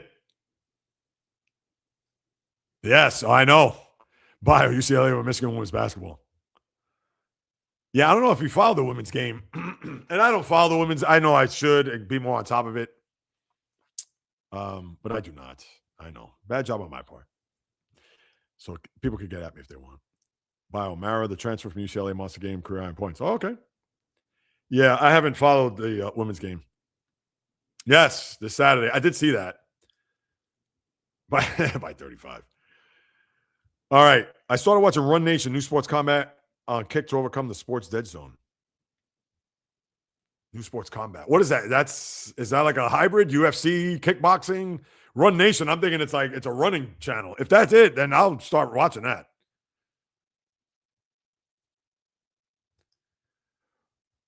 I was hoping UCLA could at least lose by less than 20. Yeah. No, I know. Michigan, I think they're the front runner to win the whole thing. I know Arizona, but still, Lindsey Vonn crashed hard in the Olympics, airlifted. I know, that was terrible. Fishing Angel. Oh, you know who Lindsey Vonn is? Fishing Angel? She used to go out with Tiger Woods, I believe. And PK Subban, the former hockey player.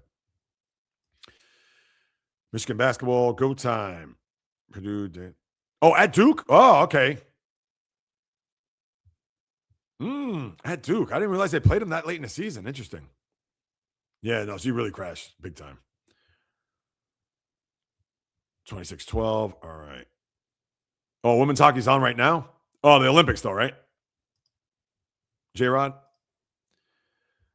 I was so into Mara. I followed him in Spain before he entered UCLA. Broke heart left. Yeah, I know. I haven't watched. Got to get back on it here. Let's see. Uh-oh, Mr. J plays. I don't know if you're still with us. What time was that? 12:11? It's 13 minutes ago. If you're still with us, Mr. J plays. That name does sound familiar. I'm looking at your what's called as a question mark. I kind of like that avatar.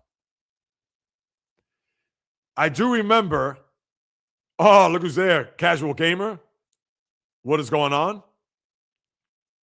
I'm doing well, casual. I'm with everybody here in the room. So it's all love. So I didn't see Michael Jackson before. I know, I did. I saw that. I believe that was Super Bowl 27, Dallas Buffalo. It was 90, the 92 season, 93. I did see it. No, and Michael Jackson, it was good. But when you think of Michael Jackson, you just think of like, and I thought he was good. I didn't think he was great. So yeah, I'm not trying to say Michael Jackson was bad during that performance. Because I know he popped up from the stage. And I couldn't remember the songs for the life of me what he sang. And listen, Michael Jackson at his apex, I mean, it's kind of hard to argue who was the best. All right, here we go. Politicians have tried. All right, Reed. Tried forced agendas and issues. That last comment, Reed,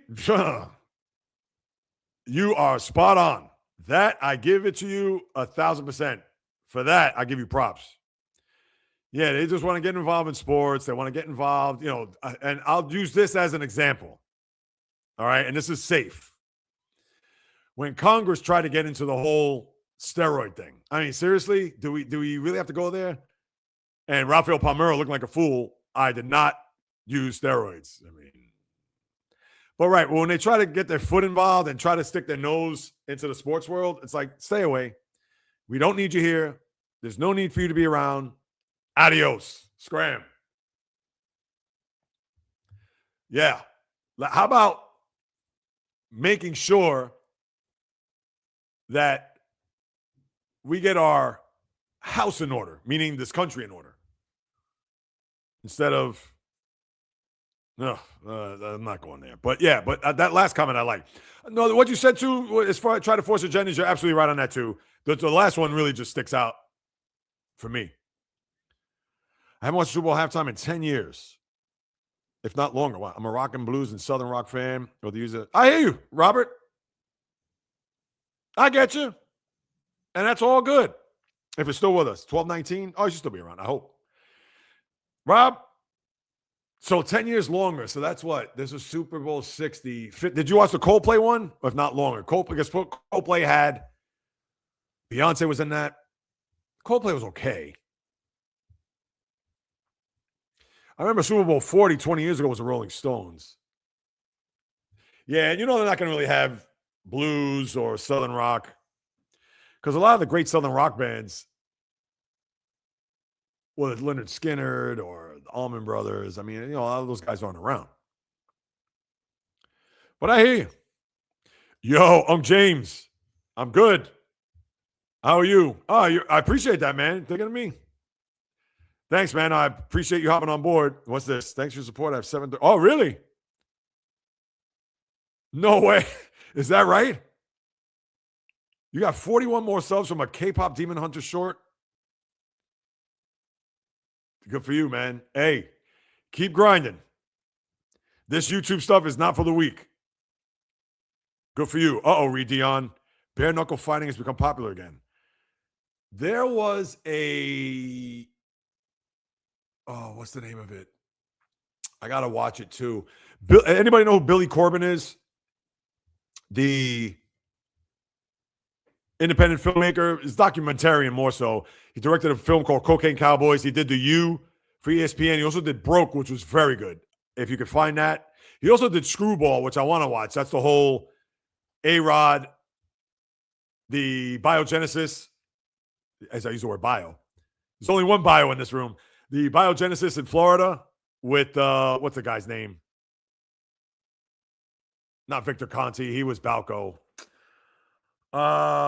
Geez. Well, anyway, he directed these movies, Billy Corbin, and he directed one, I believe it's called Dogfight, D-A-W-G, Fight, where they did a lot of the backyard brawling in South Florida because he's a Miami native. And he had Kimbo Slice, rest in peace. I think it was a part of that. I haven't seen it. I want to watch that, but that's just something maybe during the slow time. Oh, women's hockey's on right now. All right, Reed. Well, I watched NBA All-Star Weekend. I cannot. It's rough. It's nothing but a layup, slam dunk line, and 3-point shooting from. Forget about from the logo from half court, which is the logo when you think about it. But yeah, I probably won't watch. I haven't watched an All-Star game from start to finish in forever. And that's just being truthful. Maybe Sunday night. If there's nothing on, I'll pop it on. Maybe. But just for a little bit. But yeah, chances are I probably won't watch. Run Nation is Oklahoma drills, strong muscle men running full speed, no patch, human car wreck. Oh, geez. Oh, wait a minute. Is that like what's that show that Hunter McIntyre was on? Where they have it looks like it's out in the West somewhere, and they have like that ring and they kind of battle it out. I forgot the name of the show. Reed, 3-point slam dunk contest. Yeah, the dunk contest is a joke. I'd rather watch the 3-point than the slam dunk, to be honest, but I'm on curling on right now, women's hockey, 240. Did anyone notice? Well, at least I thought there were a lot of commercials about medicine. Dude. Oh, yeah, there was quite a few, and I wanted to do a count of that, but of course, I've lost count. Yeah, I saw a Wegovy one. Who's doing the Wegovy? Oh, my God, yeah, I can't. Oh. I have to put this out there, people. You want to talk about if this guy, and he himself wouldn't do the whole Super Bowl halftime? Now I'm going to give him, I got to talk about it now. If DJ Khaled was at a Super Bowl halftime, oh my goodness. I wouldn't forget about changing the channel. I turn the TV off. Straight up. I'm not a DJ Khaled fan. And there he is for Wegovy. This is the same guy that was doing Weight Watchers and all this other stuff. That guy's the biggest clown. Anyway, I'll just leave it at that. Anyway. But yeah, there are a lot of those commercials. And that's the thing. That's why I love that commercial with the Mike Tyson with the no processed foods, realfood.org. I'm going to see if I can record that. I'm going to post that on my socials because, yeah. And you know me. By the way, Fishing Angel, I just tapped out on my water. And listen, not that I'm a nutritionist, dietitian. I'm not licensed, none of that. But, you know, you watch what you eat, watch what you drink. You want to live long, be healthy, robust. Yeah. Eating that garbage. The other stuff, what they have, Dave's Hot Chicken. And I don't even know, did McDonald's have a commercial or Burger King? I probably Burger King did. They always have commercials. Yeah, I know, and he's gonna actually be in a 3-point shooting contest. That I don't understand either. Like, why is he doing that?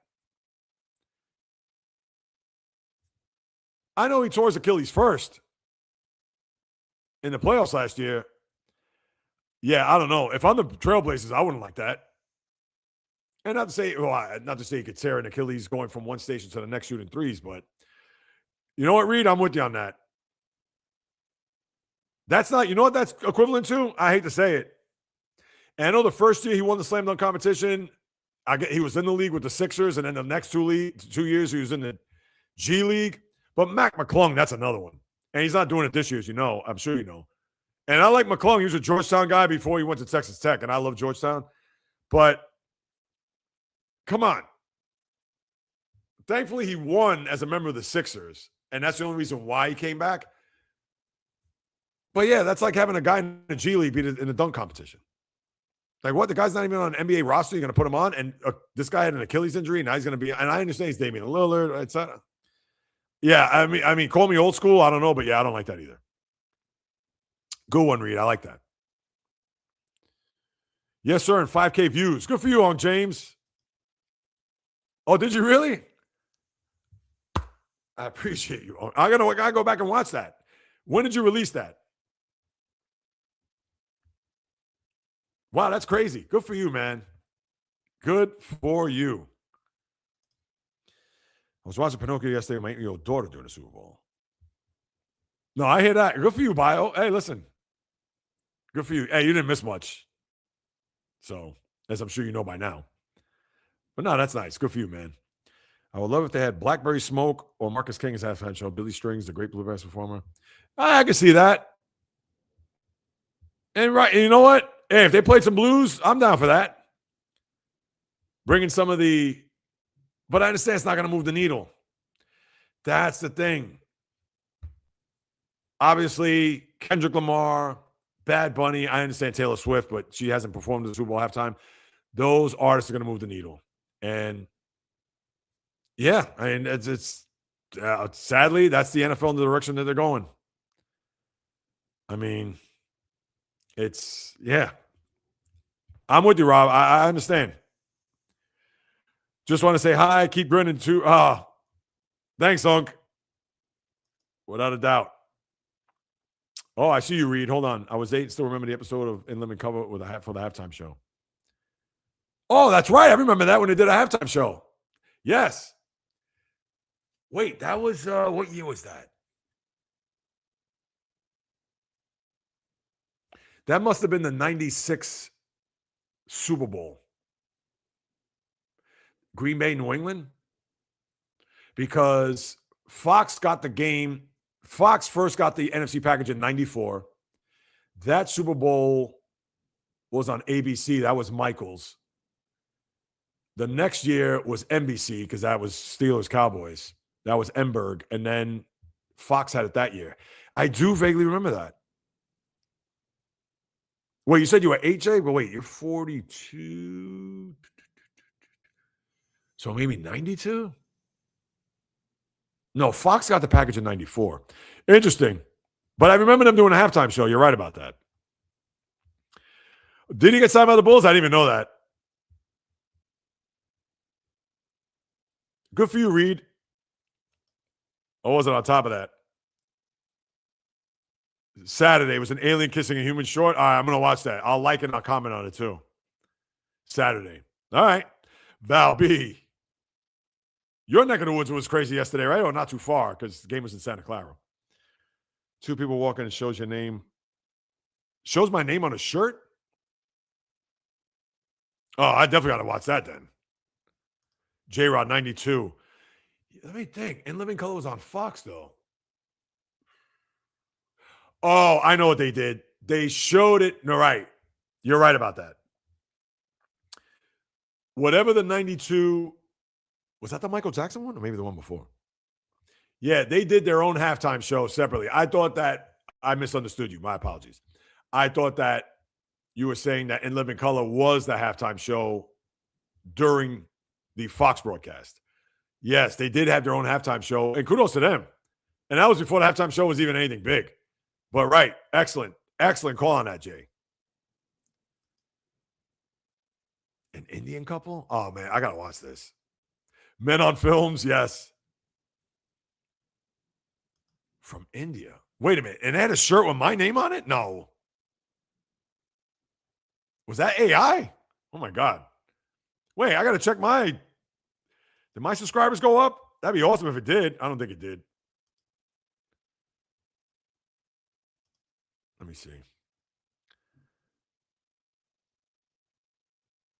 Men on Films. Yeah, Men on Films. You also had Homie the Clown, Fire Marshal Bill.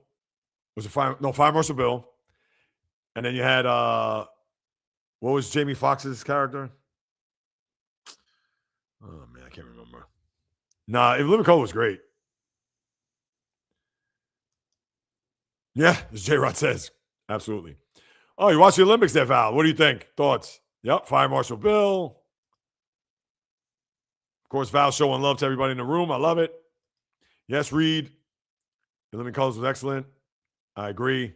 Keenan Ivory Wayans. You predicted it too? Yes. What year did Prince do the halftime show? 2007. February 4th, 2007. Reed, check it on YouTube if you haven't. I'm telling you. I mean, that was deep. I mean, come on. I think about it now and I'm just, first of all, it rained throughout. Number 2, he had these 2 dancers with like 6-inch heels on a slick surface. Prince was out there playing electric guitar. You see the rain. Now, it wasn't like a thunderstorm rain, but you could steady rain. He started off with Let's Go Crazy. Then I think he did Baby I'm a Star. And then after that, he did All on the Watchtower. Did he do Proud Mary?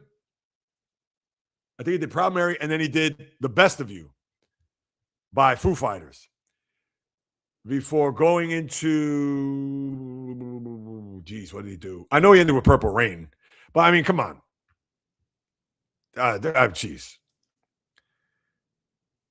Yes, AI and other supporters on the short it appears. Wait, and this is on your channel? You got to tag me on that. Oh, Unc, you leaving? All right. Talk to you later. Wait a minute. So there's a video out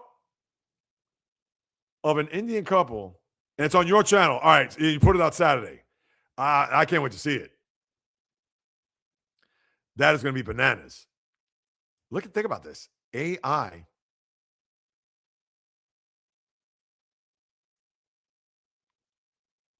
I know I have like a big pause right now because I almost can't fathom it.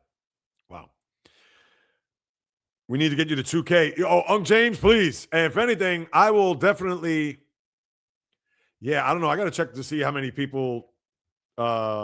Yeah, imagine I go and I see my subscribers and now like 1,500. Yeah, I mean, no, if that's the case, people probably would have been buzzing my tower by now. But yo, Unc James, yes, 2K and beyond. So many great actors on Living Color: Rosie Perez, Jim Carrey, Jennifer Lopez. Yes, backup dancer. Yep.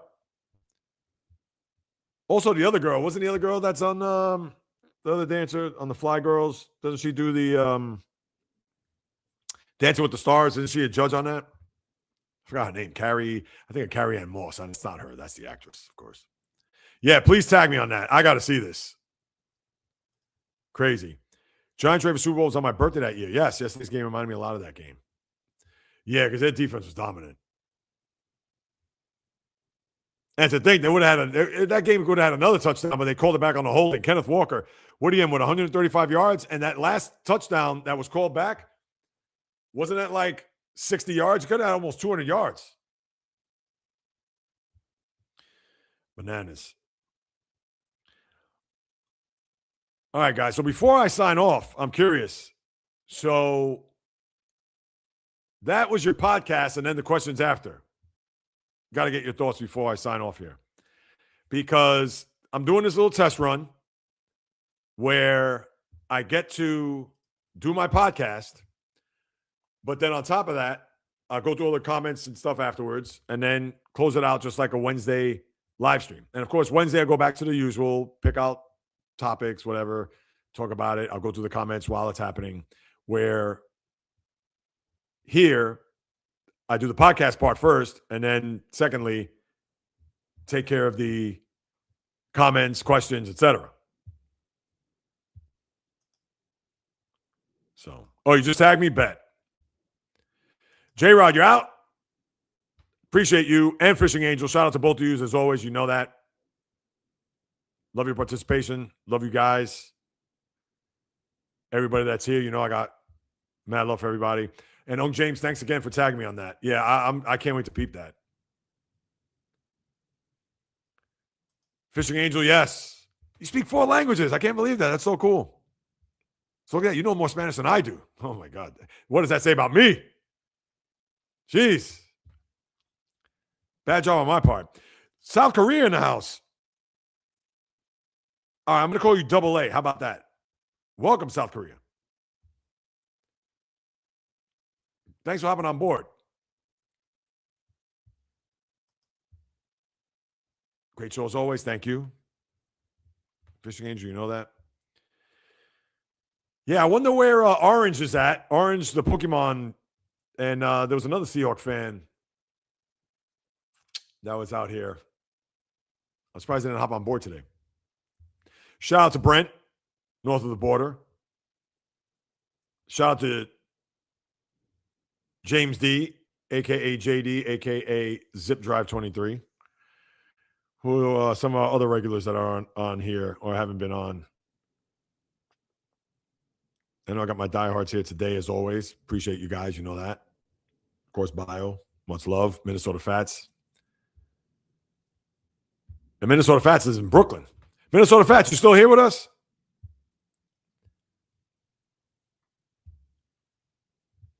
Curious. And Reed, where you from? Reed Dion.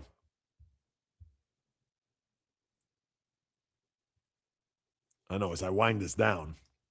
Let's see. Is there anything else I need to post? All right. What's happening in sports? Anything else happened in the last few hours? or at least since I've been on. Let's see.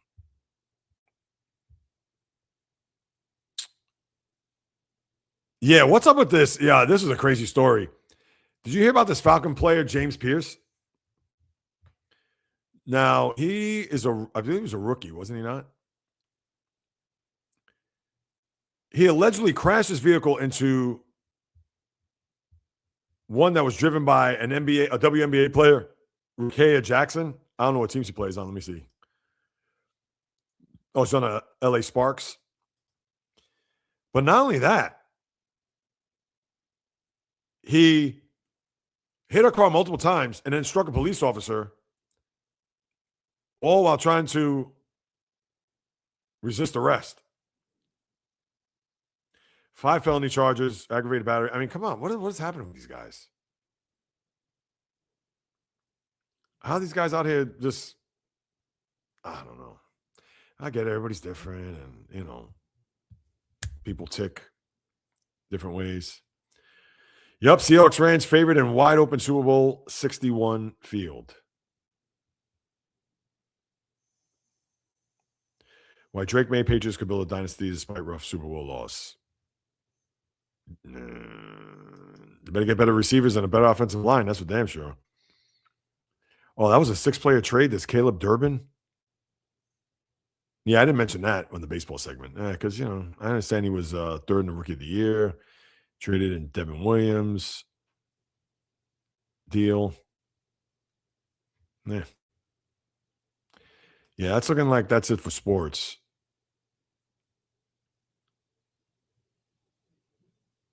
Oh, wow. They're bringing this up now. Trial opened in the 2006 killing of Brian Potter. Yeah, that was the defensive lineman. Wow, they're bringing this up now. Jeez, 20 years later. All right, people. Let me see where we're at with the comments, and then I'll bid adieu.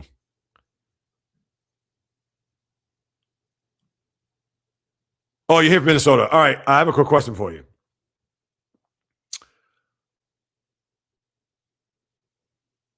Baseball related.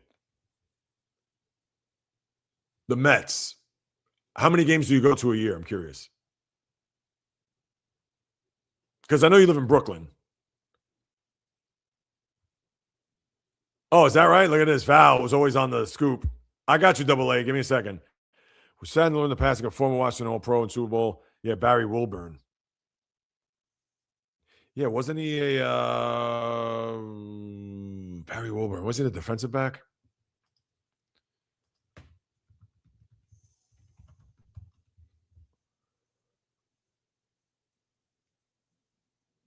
Dies in Memphis house fire. Jeez. Yeah, Milburn played on that. What was that? The first Super Bowl team? No, second one.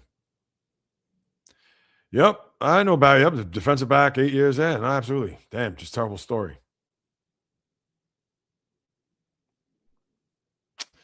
Wow, thoughts, prayers, condolences go out to his family. Yeah, and look, he intercepted a pass in that Super Bowl off of John Elway.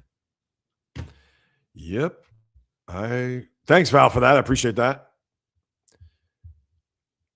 You have an accent that I'm not familiar with. Koreans are more exposed to Californian accent. I guess you're from Mass State or Rhode Island. You're a little north there, Double A. New York City. New York. Big city of dreams. Everything in New York ain't always what it seems. Might be fooled if you come from out of town.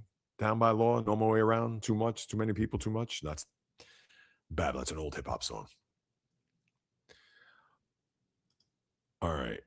Oh, I got you, Minnesota. Hang on. First quarterback from the standout 20 to win the Super Bowl. So that's on next. Yeah. Certainly wasn't Lamar Jackson, Baker Mayfield, Josh Allen, Josh Rosen.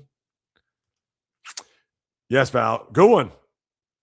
Went to 12 games last year. I'm going to 4 this year. I do the coat, food, blood drives for free tickets. Good for you. Why not? And all 12 games last year, did you go on the was it all through free tickets or was the majority? I'm curious. Yeah, hopefully we got to meet up one day.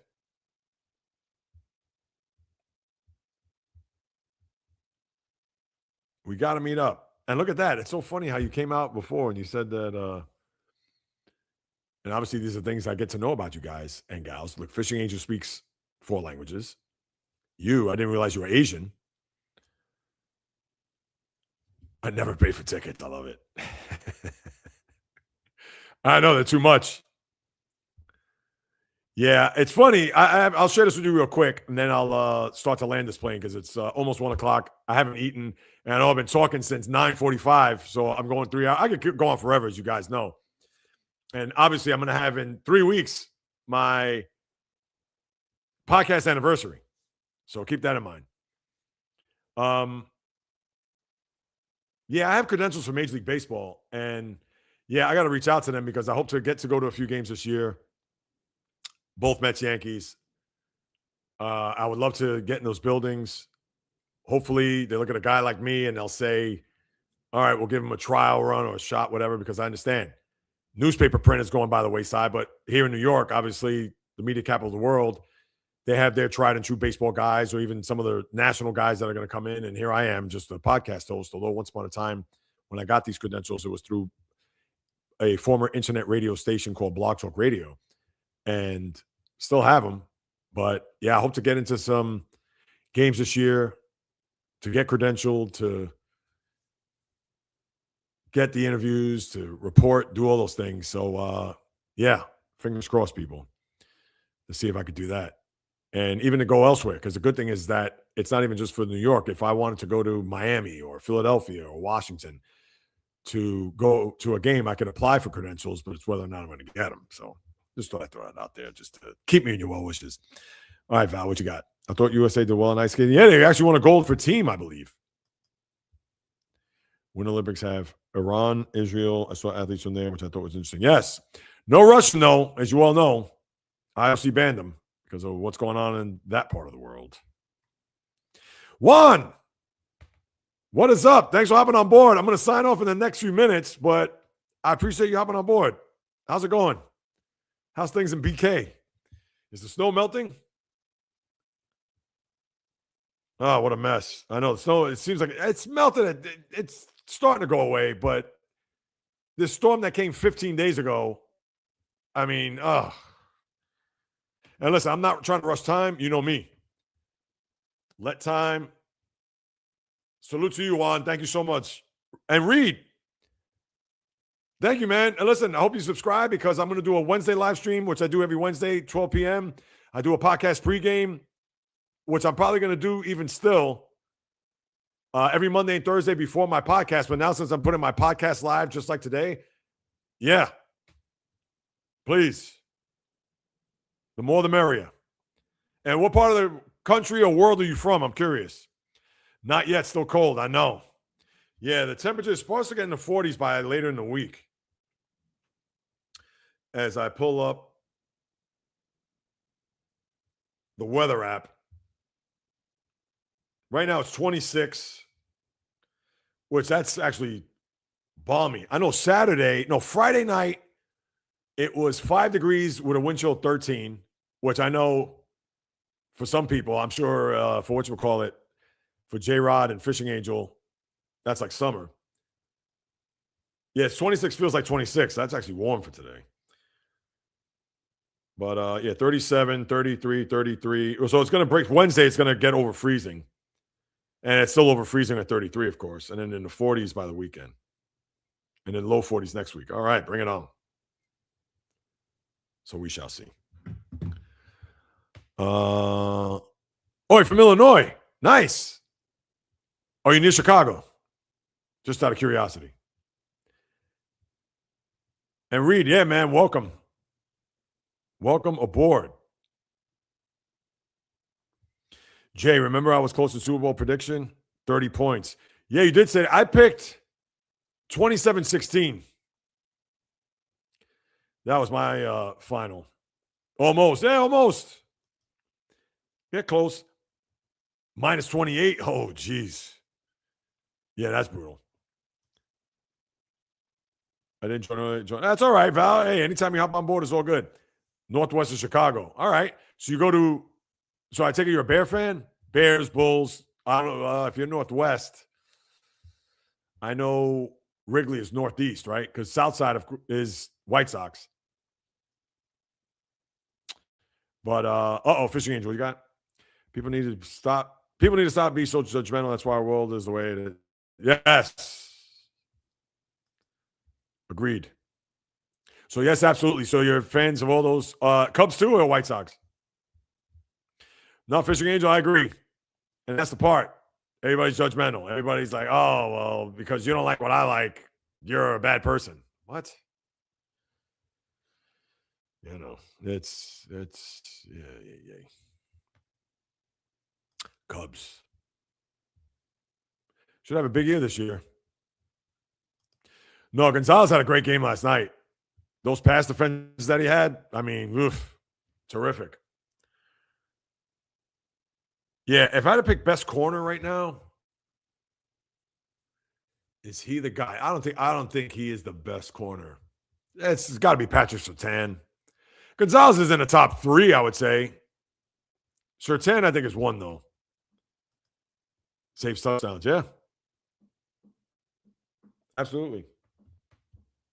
As my puppy's having a dream, I hear a tail smacking up against the floor there. All right, guys, I'm going to get ready to land this plane.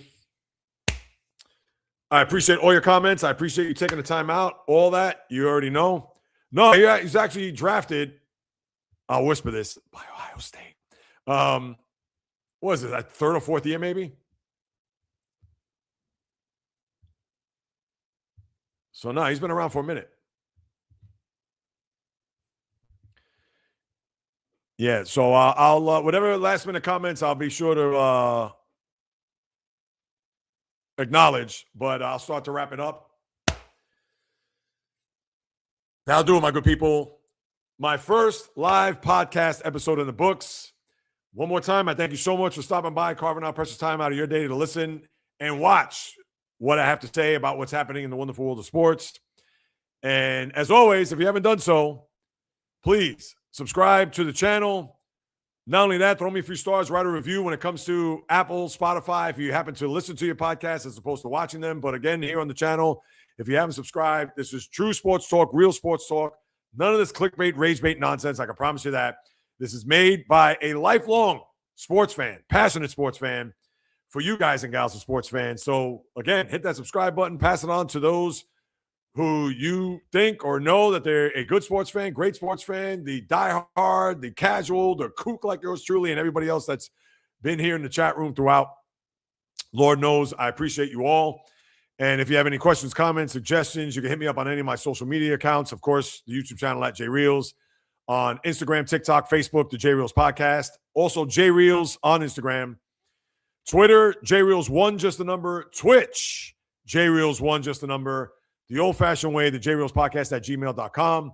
I'll be more than happy to follow up with you guys and gals, because whether you do or do not know, this is what I love to do, people. It's in the blood. It's in the DNA. Talking sports since birth. That's right.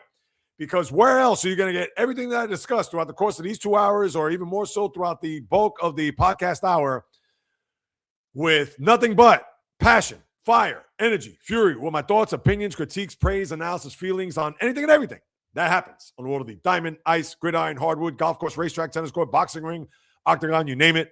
From my lips to your ears, from my heart to your soul, from where I am to wherever you are, the JAYREELZ Podcast and live stream always comes correct, direct, and in full effect. From the South Bronx, the South Beach, the South Central, the South Pacific, and all points beyond. Peace, love, and God bless everybody. And until next time on the JAYREELZ Podcast, on the flip, baby. And let's wrap up here with a few of these comments. Someone's going to sign him soon. Or Gonzalez? No, he's already. I don't know if he signed a big-time contract. That I got to see. Juan, I appreciate you too, brother. Thank you. Appreciate you stopping by. Thank you. Thank you, Val. ESPN, can you hear Juan Leva? Hook a brother up. Yes, Juan. Peace, love, and God bless to everybody. Much appreciate your support and your participation today. And until next time, on the flip.